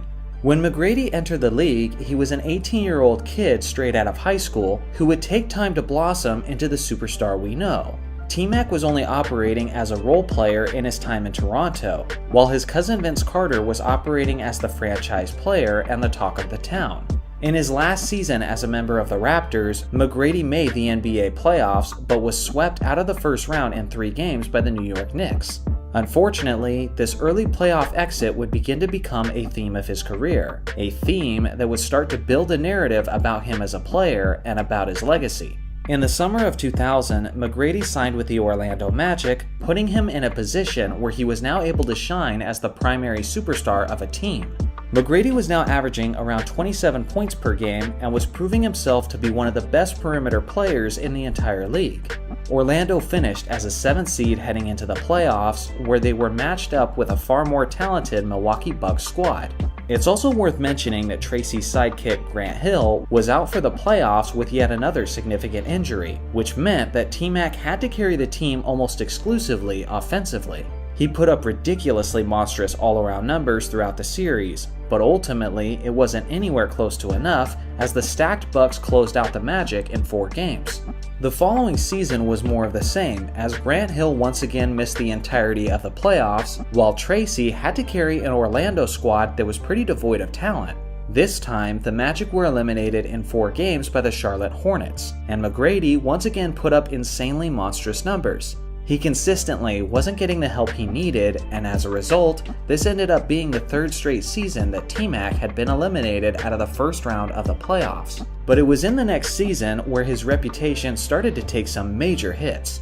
From an individual standpoint, McGrady's 02-03 season was likely the best of his career, as he put up his best regular season numbers yet. The thing is, Tracy was still missing a second star, as Grant Hill only played 29 games, which were all in the first half of the season. Orlando finished with a 42-40 record, which was good enough for only the 8th seed in the Eastern Conference and resulted in a matchup with the consistently contending Detroit Pistons.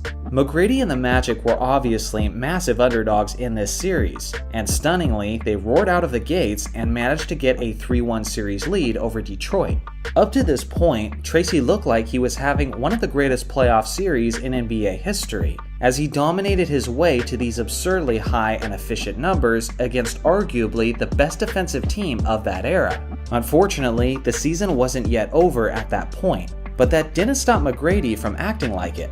In a controversial post-game interview, McGrady confidently stated, "It feels good to get into the second round," even though his Magic were only up 3-1.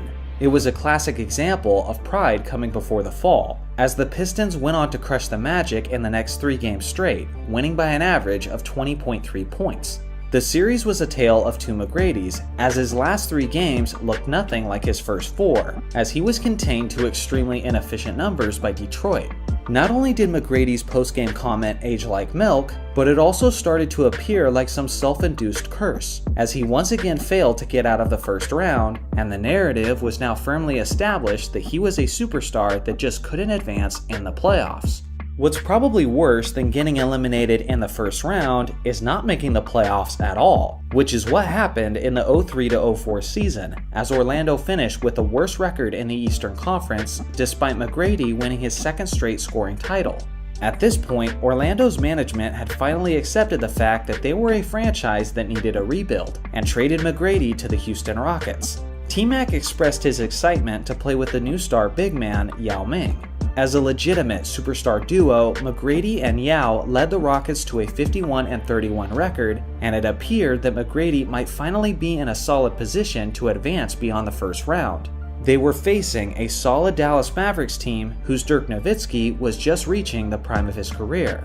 T-Mac started off solid, as did his Rockets, as they stormed out to a 2-0 lead in the series. The Mavericks clawed their way back into it, and the series was heading to a deciding 7th game in Dallas. Although T-Mac had played incredible throughout the majority of the series and had put up his usual strong postseason numbers, he picked the wrong time and place to come out cold, as Tracy missed his first 7 shots of the 7th game.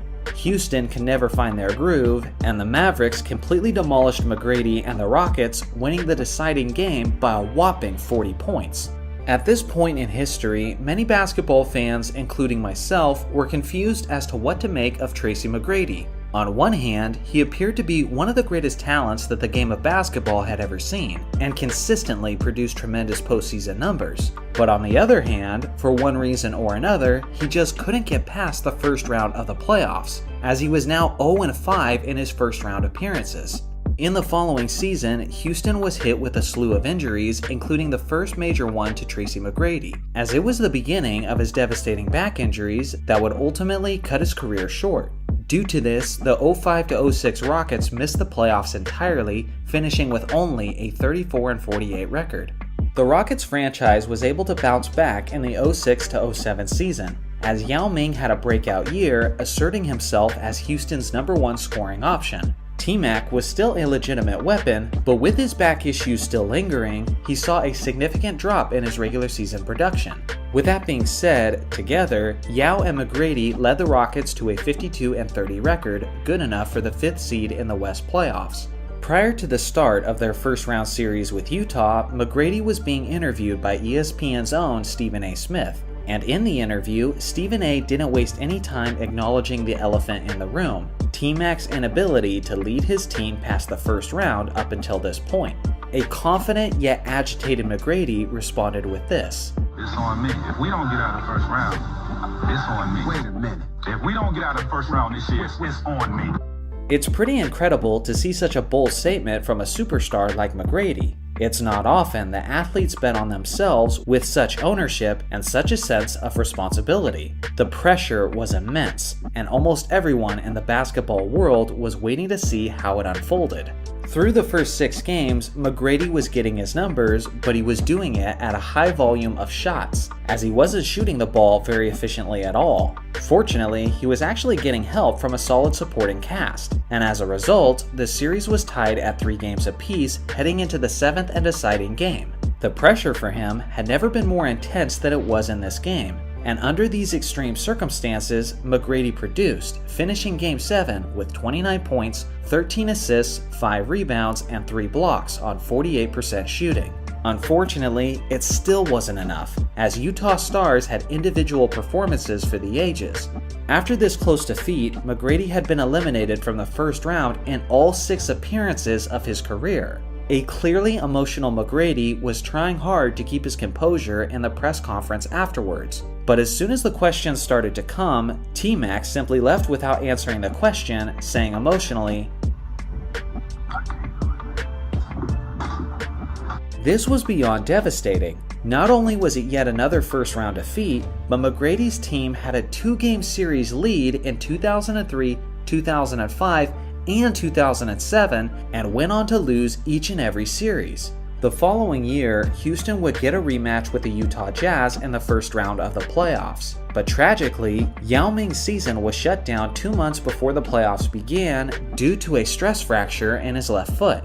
This meant that a short-handed McGrady had to do his best to carry the offense for the Rockets. But ultimately, despite a pretty solid series performance, McGrady was eliminated for the 7th time from the first round, as the Jazz comfortably closed it out in 6 games. From this point on, Tracy's career wouldn't be about his early playoff exits, but rather about his early regular season exits due to his severe back injuries. Over the next 4 seasons, McGrady's game declined to a role player's level of contribution, and he missed 139 regular season games, and wouldn't get another true taste of playoff basketball. Eventually, in 2013, he was signed by the San Antonio Spurs and was activated just in time for the playoffs. He only saw roughly 25 total garbage time minutes in that postseason, and never scored a single point, as he was only a shell of what he once was. But technically, it did at least allow him to play beyond the first round of the playoffs, since the Spurs went all the way to the NBA Finals that season, before eventually being eliminated in 7 games by the Big Three's Miami Heat. With that, he had played his final minutes of NBA basketball in only his early 30s. So as you can see, T-Mac had one of the most tragic and confusing legacies that the game has ever seen. Although legends like Kobe Bryant have praised him for being the most difficult player he's ever had to guard, T-Mac is also the star who couldn't advance in the playoffs no matter how many opportunities he was presented with. So what do you guys think? Was McGrady unable to advance in the playoffs simply because of all of the bad circumstances, like injuries and lacking supporting casts, or was there something about him as a player that kept him from getting it done? Let me know your thoughts in the comment section below. Thanks for watching. Throughout the decades, there have been many disappointing NBA franchises. Several organizations have a reputation of consistent losing. But in order to take the title of the most cursed franchise in NBA history, a team has to have more than just consistent failure. It needs to have the expectations and potential set to astronomically high levels just to end up falling tremendously short. One specific organization fits that description to a T: the Portland Trailblazers. Yes, Portland has one lone championship banner hanging up in the rafters, but that title goes all the way back to the year 1977, and considering the opportunities they've had, this is a franchise that should have many Larry O'Brien trophies, not just one. In order to understand just how far the franchise fell from its potential, we have to take it all the way back to the team's inception. The Portland Trailblazers started as an NBA expansion team in the 1970-71 season. Like most expansion teams, the Blazers struggled out of the gates, as they missed the playoffs in their first 6 seasons of existence. Fortunately, they had one of the all-time great centers by the name of Bill Walton. With Walton at the helm, the Blazers achieved the unexpected and won the NBA championship in the 1977 season. The Blazers started the following season looking as if they were ready to repeat, and through the first 60 games, they had a 50-10 record. At this point, many people in basketball circles were predicting this team to be an NBA dynasty. Unfortunately, this is where everything began to go downhill. Walton suffered a broken left ankle that caused him to miss the remainder of the season. This certainly wasn't anything out of the ordinary for Walton, as the guy has an injury history long enough to make even Anthony Davis blush. The thing is, Walton suffered so many reoccurring injuries that he began blaming the Blazers medical team and demanded that the organization trade him. Having recently won the championship, Portland's management was hesitant to trade their superstar big man, so in a protest, Walton sat out the entirety of the 78-79 season. By that point, Walton was now a free agent and signed with the San Diego Clippers. If there was anyone who put a curse on the Portland franchise, it was probably Bill Walton on his way out the door, as the Blazers have struggled to replicate their success ever since. After many years of missing the playoffs or early postseason exits, the Blazers found themselves in the 1984 draft with the 2nd overall pick. The incredible Hakeem Olajuwon had just been taken with the first pick by the Houston Rockets. Now remaining on the board was the hyped 7'1" prospect out of Kentucky, Sam Bowie, and then some shooting guard named Michael Jordan. With Portland on the clock, management considered the fact that they already had a young phenom by the name of Clyde Drexler at the shooting guard position. So instead of taking Jordan, they decided to select the big man Bowie in order to fill their lacking center position. This is yet another great example of why you should draft players based on their talent and not by your position needs. Bowie went on to be a bust, as he not only struggled with injuries, but he also failed to live up to the production levels that scouts expected. Meanwhile, Michael Jordan simply went on to be the consensus greatest player of all time. This was a mistake that still haunts Portland to this very day, but unfortunately, this wasn't the last time that they would make this kind of mistake. More on that in a bit. With an extremely talented roster, led by all-stars like Clyde Drexler and Terry Porter, the Blazers made it to the NBA Finals twice, in 1990 and in 1992. Unfortunately, they ran into two juggernauts. They were defeated by Isaiah Thomas and the Detroit Pistons in 1990, and then defeated by Michael Jordan and the Chicago Bulls in 1992. From this point on, the Blazers would consistently make the playoffs, but were never really considered again as true title contenders until around the year 2000. Led by players like Scottie Pippen, Rasheed Wallace, Arvydas Sabonis, and Damon Stoudemire, the 99-2000 Blazers won 59 regular season games and had a strong advantage late into the postseason. In Game 7 of the Western Conference Finals against the Los Angeles Lakers, Portland had a 13-point lead at the end of the third quarter, and momentum was clearly on their side. In the fourth quarter, things took a dramatic turn for the worse. Many people think the refereeing in this game was questionable, or even rigged, as the NBA may have had an agenda to get the Lakers to the finals. That may or may not have been the case. But what was even more questionable than the refs' motives was the Blazers' ability to handle the pressure, as they went completely scoreless for an 8-minute stretch in that fourth quarter, including 13 straight missed field goal attempts. Needless to say, the Blazers choked away the game as the Lakers went on to win the NBA championship. Despite having a deep and talented roster worthy of a championship, the early 2000s Blazers just couldn't stop stumbling over their own feet, as the team was deeply affected by their off-the-court issues, which earned them the nickname the Jailblazers. Along with that, they lacked maturity late in games, as players like Rasheed Wallace were consistently receiving technical fouls at a record rate. Based on their depth and their talent, this squad should have won a title. But instead, by the mid-2000s, the franchise was completely in rebuild mode. They appeared as if they were finally ready to turn their misfortunes around, as they had the first overall pick of the 2007 NBA draft.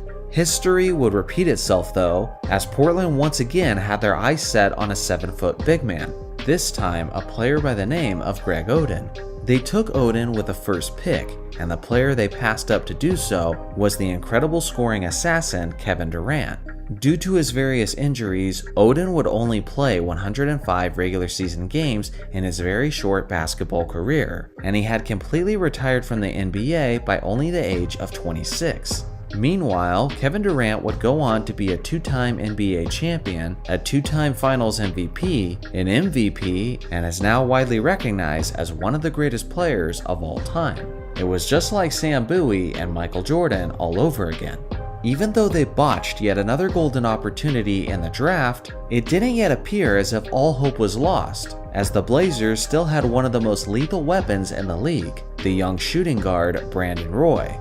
At his peak, Kobe Bryant referred to Roy as the toughest player to guard in the entire Western Conference. But just like every other bright spot in Blazers history, this one didn't last very long either. After making 3 straight All-Star teams, Roy's knees had deteriorated to such an extreme extent that he no longer had any cartilage between the bones. By the time he was 26 years old, he had played his final game with the Portland Trailblazers. A couple years later, Portland would select the superstar point guard Damian Lillard with the 6th pick of the 2012 draft. But since then, they haven't been able to surround him with the right supporting cast in order to be a championship contender. Basically, ever since they've acquired Lillard, they've been the standard of mediocrity, and that doesn't appear to be changing anytime soon. Here's the thing. As I mentioned earlier in this video, the Blazers are the most cursed franchise in the league, not necessarily because of how bad they are, but because of how promising they appear to be time and time again, just to end up leaving their fan base incredibly disappointed. And here's a stat that perfectly sums that up. From 1983 to 2003, the Blazers went to the playoffs for an impressive 21 consecutive seasons, and yet never won a single championship during that stretch.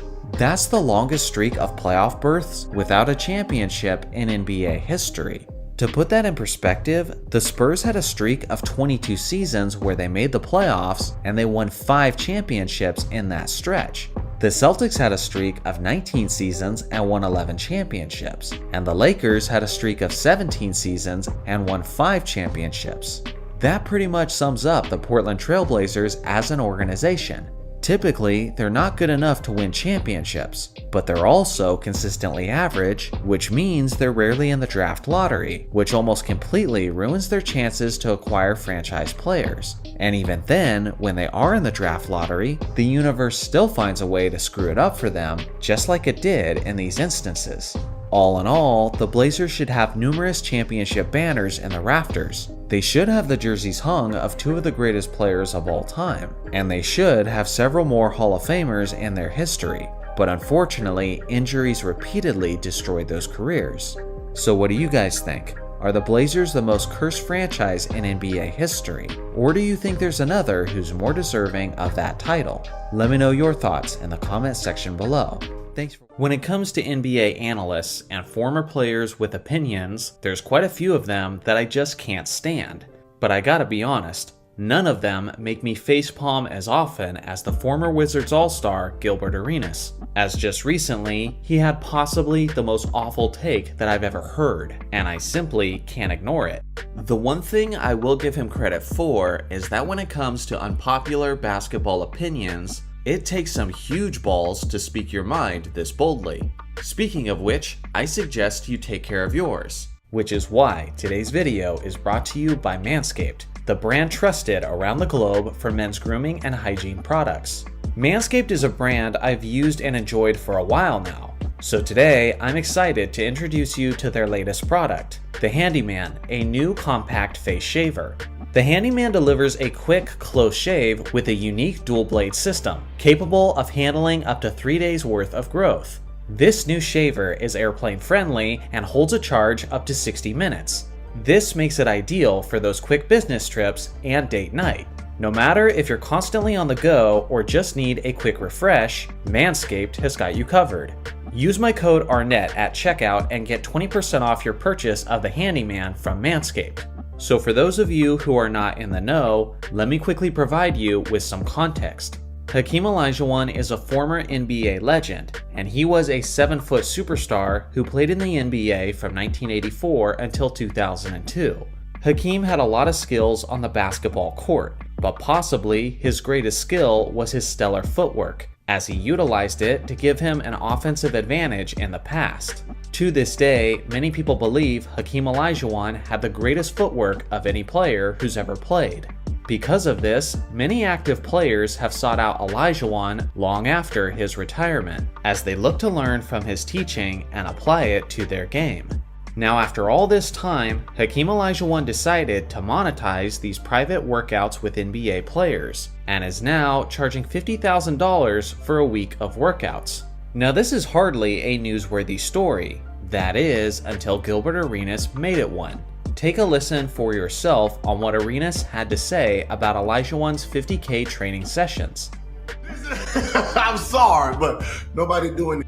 All you old son stand down. Nobody want the Hakeem Olajuwon sky hook. Nobody want none of that shit. All right, let it go. 50,000. You should be ashamed of yourself. Charging these young whippersnappers 50. When you came in the league in 1984, you wasn't getting 50,000 a game. You trying to make your money back through the youth. Giannis. No, I'm all for trainers getting their money. A week, you know how many big men with this? Hey, I'm blaming Hakeem Olajuwon for the reason we lost big men. The reason the 5 man is gone is because they go on the motherfuckers from the 90s and 80s learning they motherfucking moves. No, 50,000. Brook Lopez, you're good. Just go back to the basics, huh? You doing fine, Giannis. That. I'm sorry, Giannis, but I would not let you spend 50,000. 50,000? Come here. I teach you all that shit. Look.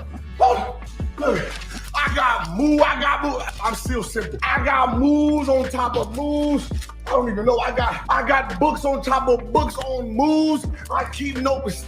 What? For 45 grand, I give you the upgraded version. He ain't been good since the 90s. That means all the moves in the 2000s, early 2000s, he don't know. 2010, he don't know. 2020, he don't know. He don't know. Who the f you gonna do the moves on? Okay, wow. Where do I even start? First off, I see nothing wrong with Hakeem Olajuwon charging 50 G's for private workouts to learn his footwork. That's pocket change for modern NBA players. Many people, including yours truly, believe that Hakeem had the best basketball footwork of any person to ever live. And based on the fact that all-star level players keep going to Hakeem for his teaching, tells me that he's pretty good at coaching it. Imagine being so arrogant and so entitled that you think that you should be getting private lessons from someone who is the best in the world at what they're teaching, completely free of charge. Hakeem is simply living by the wise motto, if you're good at something, never do it for free. Sure, $50,000 might sound like a lot to you and me, but you have to remember, this is a multimillionaire teaching other multimillionaires how to be better at what makes their millions. That's called an investment, Gilbert. Based on these facts, it's completely reasonable for Hakeem to charge this amount for his private time and energy. Second, I always find it ridiculous how people act like the players from past generations are so far removed from the modern game. I also find it funny that Gilbert acts like Hakeem Olajuwon's skills and moves are so outdated. Yet by the end of his rant, he's pleading for players to give him money for his own personal workout sessions. Hakeem's final season in the NBA was the 2001 to 2002 season, which also happened to be the rookie season for Gilbert Arenas. So not only was Hakeem around not that long before Arenas, but some of their careers even slightly overlapped. Yet this clown has the audacity to act like Olajuwon is some sort of ancient dinosaur with nothing to offer. By the same logic that Hakeem Olajuwon is outdated and irrelevant, Gilbert Arenas is also outdated and irrelevant. But here's the thing that's crazy to me. Acting like Hakeem's skills are not valuable to the modern game is one of the dumbest takes I've ever heard. Have we seriously become so okay with legalizing traveling in the NBA that solid footwork is now being considered outdated? Even most young fans of modern basketball don't agree with Arenas on his assessment, because if anything, Hakeem is usually the center who is often referred to as ahead of his time. Sure, some modern fans act like Bill Russell and Wilt Chamberlain would struggle in the modern NBA, but who the hell says that about Hakeem? With his intelligence, his footwork, his mid-range shooting, his quickness, and with his remarkable athleticism, it's completely reasonable to assume that Olajuwon would have been one of the best players in the league even if he played in the modern game. Clearly his nickname Agent Zero was on point, as in zero brain cells. I honestly have to wonder, is he really so naive about NBA history that he's mixing up Hakeem Olajuwon with Kareem Abdul-Jabbar? Because at one point, he's making fun of the idea of Hakeem dominating the game with his skyhook shot. And although Hakeem did have a hook shot in his arsenal, most of his baskets were variations of face-up mid-range jumpers that translate perfectly well to the modern game. Now, as always, I'm sure there might be some people viewing this video wondering why we should listen to the opinion of this basketball YouTuber versus the opinion of the former NBA superstar. Well, the thing is, that thinking is flawed, because it isn't just the opinion of Arenas versus mine, but it's the opinion of Arenas versus the opinions of NBA legends, like LeBron James, Kobe Bryant, Dwight Howard, and Carmelo Anthony. All of those players who were better than Arenas thought it was worth their time to get private lessons from the Dream in order to improve their game. In the cases of Kobe and LeBron, they sought out those private lessons after they had established themselves as MVPs and as an NBA champion. But again, don't listen to me, Kobe, and LeBron. Listen to the former star shot chucker who shot below league average efficiency from the field and from three throughout his career and never got past the second round of the playoffs. He's clearly the wise voice of basketball expertise that you all should listen to. Now listen, normally I don't go at a player or analyst this harshly, but the thing is, Arenas is one of those guys who's extremely disrespectful to former NBA players, and part of me wonders if he even believes the things he's saying, or if he's saying it just to bring attention to himself. If that's the case, then he certainly succeeded on that front. But the reality is, if a former player is gonna be saying some dumb stuff because he's a clout-seeking clown, then you best believe that I'm gonna call him a clown when it's time for me to share my take. I'm getting real tired of these disrespectful takes between older players and newer players in both directions. Without the older players, the game isn't as popular as it is today, affecting how well modern players are being paid. And without the newer players, all of the legends of the game just become forgotten has-beens from a league that's no longer popular or relevant. This negative energy towards each other is not something the game of basketball needs. But beyond the fact that he's being immensely disrespectful, he's also just flat out wrong on this take about Hakeem. And honestly, I think most of you guys in the comments will probably agree as well, whether you're young or old. So what do you guys think? What is the worst take you've ever heard from an NBA analyst or from an NBA player? I look forward to hearing your suggestions in the comment section below. Thanks. Basketball through time. That is the theme of my channel, as I often talk about the game's history and I even talk about the NBA's future. And we as the basketball community spend a lot of time making predictions and talking about where the game is headed. But every once in a while, you stumble upon something pretty cool from basketball's history that gives you a glimpse into what they thought about the NBA's future back then. That's what today's video is about. It was the 1987 to 1988 NBA season, and during 1988, the NBA was hosted by CBS. And during halftime of one of their broadcasts, they made a prediction about what the NBA would look like in 2020, which would be 32 years into the future. I could have sworn I saw this halftime report before on one of my dad's old VHS tapes. I did see a lot of the 1988 season, as I have the NBA All-Star Game and all of the NBA Finals on VHS. But I was recently reminded of this clip thanks to the YouTube channel Old School Basketball. That is a fantastic channel, and I'm telling you guys, if you love the history lessons you get on my channel, then I'm sure you'll love his as well. So go give him a sub and thank him for reminding us about this clip. So enough of my rambling, check out this lengthy clip so you can see what they predicted in 1988 that the NBA would look like in 2020.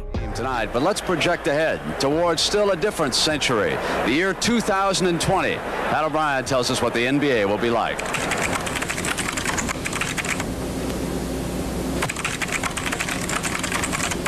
And welcome to the CBS Sports Computer Center. You know, with all the talk lately about astrology and looking into the future, we kind of wondered what the future holds for the game of basketball. And so through modern technology, we programmed data first from the year 1956, the year many people believe was the birth of modern-day basketball. Then in went 1988. And then we asked the computer to project what the game of basketball will look like in the year 2020. Welcome to the NBA 2020. 32 years down the road, and not surprisingly, the players will be bigger and stronger. The average height, 6'10". Guards will come in at 6'6". Forwards, just under 7 feet. And the men in the middle will all look like Mark Eaton at 7'3". Bigger, yes, but better? It is projected that the scoring average will rise to 234 points per game. The field goal percentage will rise to 57%, but at the line they will still be under 80%. Presumably there will be limits, and if human beings still have the limitations of trying to plop the ball in the basket from a distance, there's going to be a limit well before 100% in how far things can keep improving. The new modern city game will definitely have a new look in the year 2020. For one, the court will change, the lanes will get wider, after all the players are, and to add some additional excitement, the three-point line now becomes a four-point line. 2, 1, aim for 4, it's good! And oh yes, as you guessed, the hoop will go from 10 to 11 feet, and there will be a new stat, frequent flyer miles. People are going to just be able to fly. Everybody would play above the rim. That's what I envision. And what will get them off the ground? Fuel-injected sneakers of molded thermoplastic, and the uniform, temperature regulators, hang time extender bellows, and fatigue warning devices. It's going to be real space technology stuff. The wide base, the stabilizer jets, shock absorption, foam flow. There'll be a new definition for hang time. And a new definition for spending money. For openers, your program will cost $30. It'll feature audio and video. The average ticket price, $90, except in LA, where the floor seats will be over $1,000. And you one-year-olds, listen up. You can make some big bucks playing basketball. Big bucks. I guess it could be $25 million for a marginal player, and I can see a $100 million player. I don't know if the year 2020 is the year or the year 2030, but I don't think at that rate, no matter what the situation is, that you'll see very many long-term contracts at that price. The National Basketball Association, NBA, will change to the International Basketball Association. And about this time of year in 2020, you'll see a very physical Eastern Conference. Right now, the NBA champion is the world champion. Perhaps they'll lay claim to that title in the year 2020. The NBA champion will have to play the other best teams in the world. And where will we be in the year 2020? Right where we always are. And welcome back to At the Half, recapping our top stories. Larry Brown says there's no truth to the rumors that he is leaving Madrid to be the coach of the New York Knickerbockers. And all eyes on Tel Aviv tonight as Kareem Abdul-Jabbar is set to score his 100,000th point. The 73-year-old center told me that this season will definitely be his last. That's it for us from the new Starship Enterprise. I'm Pat O'Brien. Thanks for joining us on the Prudential At the Half. Enjoy the second half here on CBS. So there's a lot to tackle here, and it was really fun just to see what their idea of the future looked like back in the 1980s. They were incredibly off about the height of the players. In the 2019 to 2020 regular season, the average height of the general NBA player was 6 foot 6 inches tall. And in 1988, it was actually 6 foot 7 inches tall. So not only did players not get bigger, they actually got smaller, and a lot of that was probably due to a greater emphasis on spacing and perimeter shooting, which definitely favors the guards. To me, this is yet another classic example of how the bigger and stronger modern athlete's narrative is always greatly exaggerated. They exaggerate it now when talking about the current athletes, and they were even exaggerating it in 1988 when talking about future athletes. Ultimately, we haven't advanced in the last 30 to 40 years as much as some people would like you to think. As far as their scoring averages and efficiency predictions, well, those were also greatly exaggerated. In 2020, games were averaging 221.2 points per game. Field goal percentage was also wildly off, as they predicted it to climb to 57%, but it actually declined to 46%. This isn't all that surprising, since they probably didn't foresee the inflation of three-point shots, which naturally dropped field goal percentages across the board. But I will give them the fact that their predictions about free throw percentages was pretty close. They were incorrect about the foul lanes becoming wider, and although there is not a 4-point line just yet, the idea has been flirted with on multiple occasions. And for a while, some NBA team practice facilities actually had a 4-point line in preparation for its future installation. And then there's modern players like Steph Curry and Damian Lillard who are regularly burying shots from what could be a 4-point line distance. So although they were off about the prediction in 2020, it still could end up materializing down the road. Now the basketball rim hasn't been elevated to 11 feet, and I don't see that happening at any point in the future. Closest thing we had to that was Dwight Howard raising the rim during an NBA dunk contest. The predictions about the shoes and the uniforms were straight up goofy, and as of now, they're still just basic clothing even in the 2020s. Now the one area where they hilariously underestimated was in terms of the cash involved. They predicted NBA game tickets to be around $90, and as high as $1,000 for courtside seats, which honestly sounds like a steal in this current day.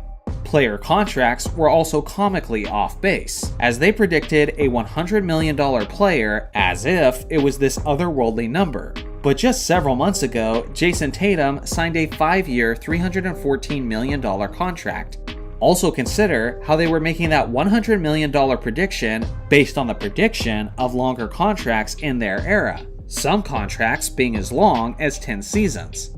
So $314 million in 5 years is more like a $600 million prediction in 1988. The International Basketball Association prediction wasn't totally accurate, but there have been teams in Canada like the Toronto Raptors and once upon a time, the Vancouver Grizzlies. And the NBA has been regularly hosting games overseas to advertise their product. Still, that's not quite the same as battling teams in Russia in the regular season, which is what they predicted. By far, my favorite part of the video though was seeing them predict Kareem to score his 100,000th point at the age of 73. It's cool to see how they made longevity jokes about Kareem just like they do today about LeBron James. History really does repeat itself after all. So now you guys have seen CBS's prediction about what the NBA would look like in 2020, and although they were accurate about a few things, for the most part they were wildly off base, and made far too many assumptions about the advancement of the players. With that being said, the NBA has changed a lot in the last few decades, so that got me wondering, if we made NBA predictions about what the league would look like another 32 years into the future, what would they be? What do you think the NBA will look like in the 2055 to 2056 season? I look forward to hearing your thoughts in the comment section below.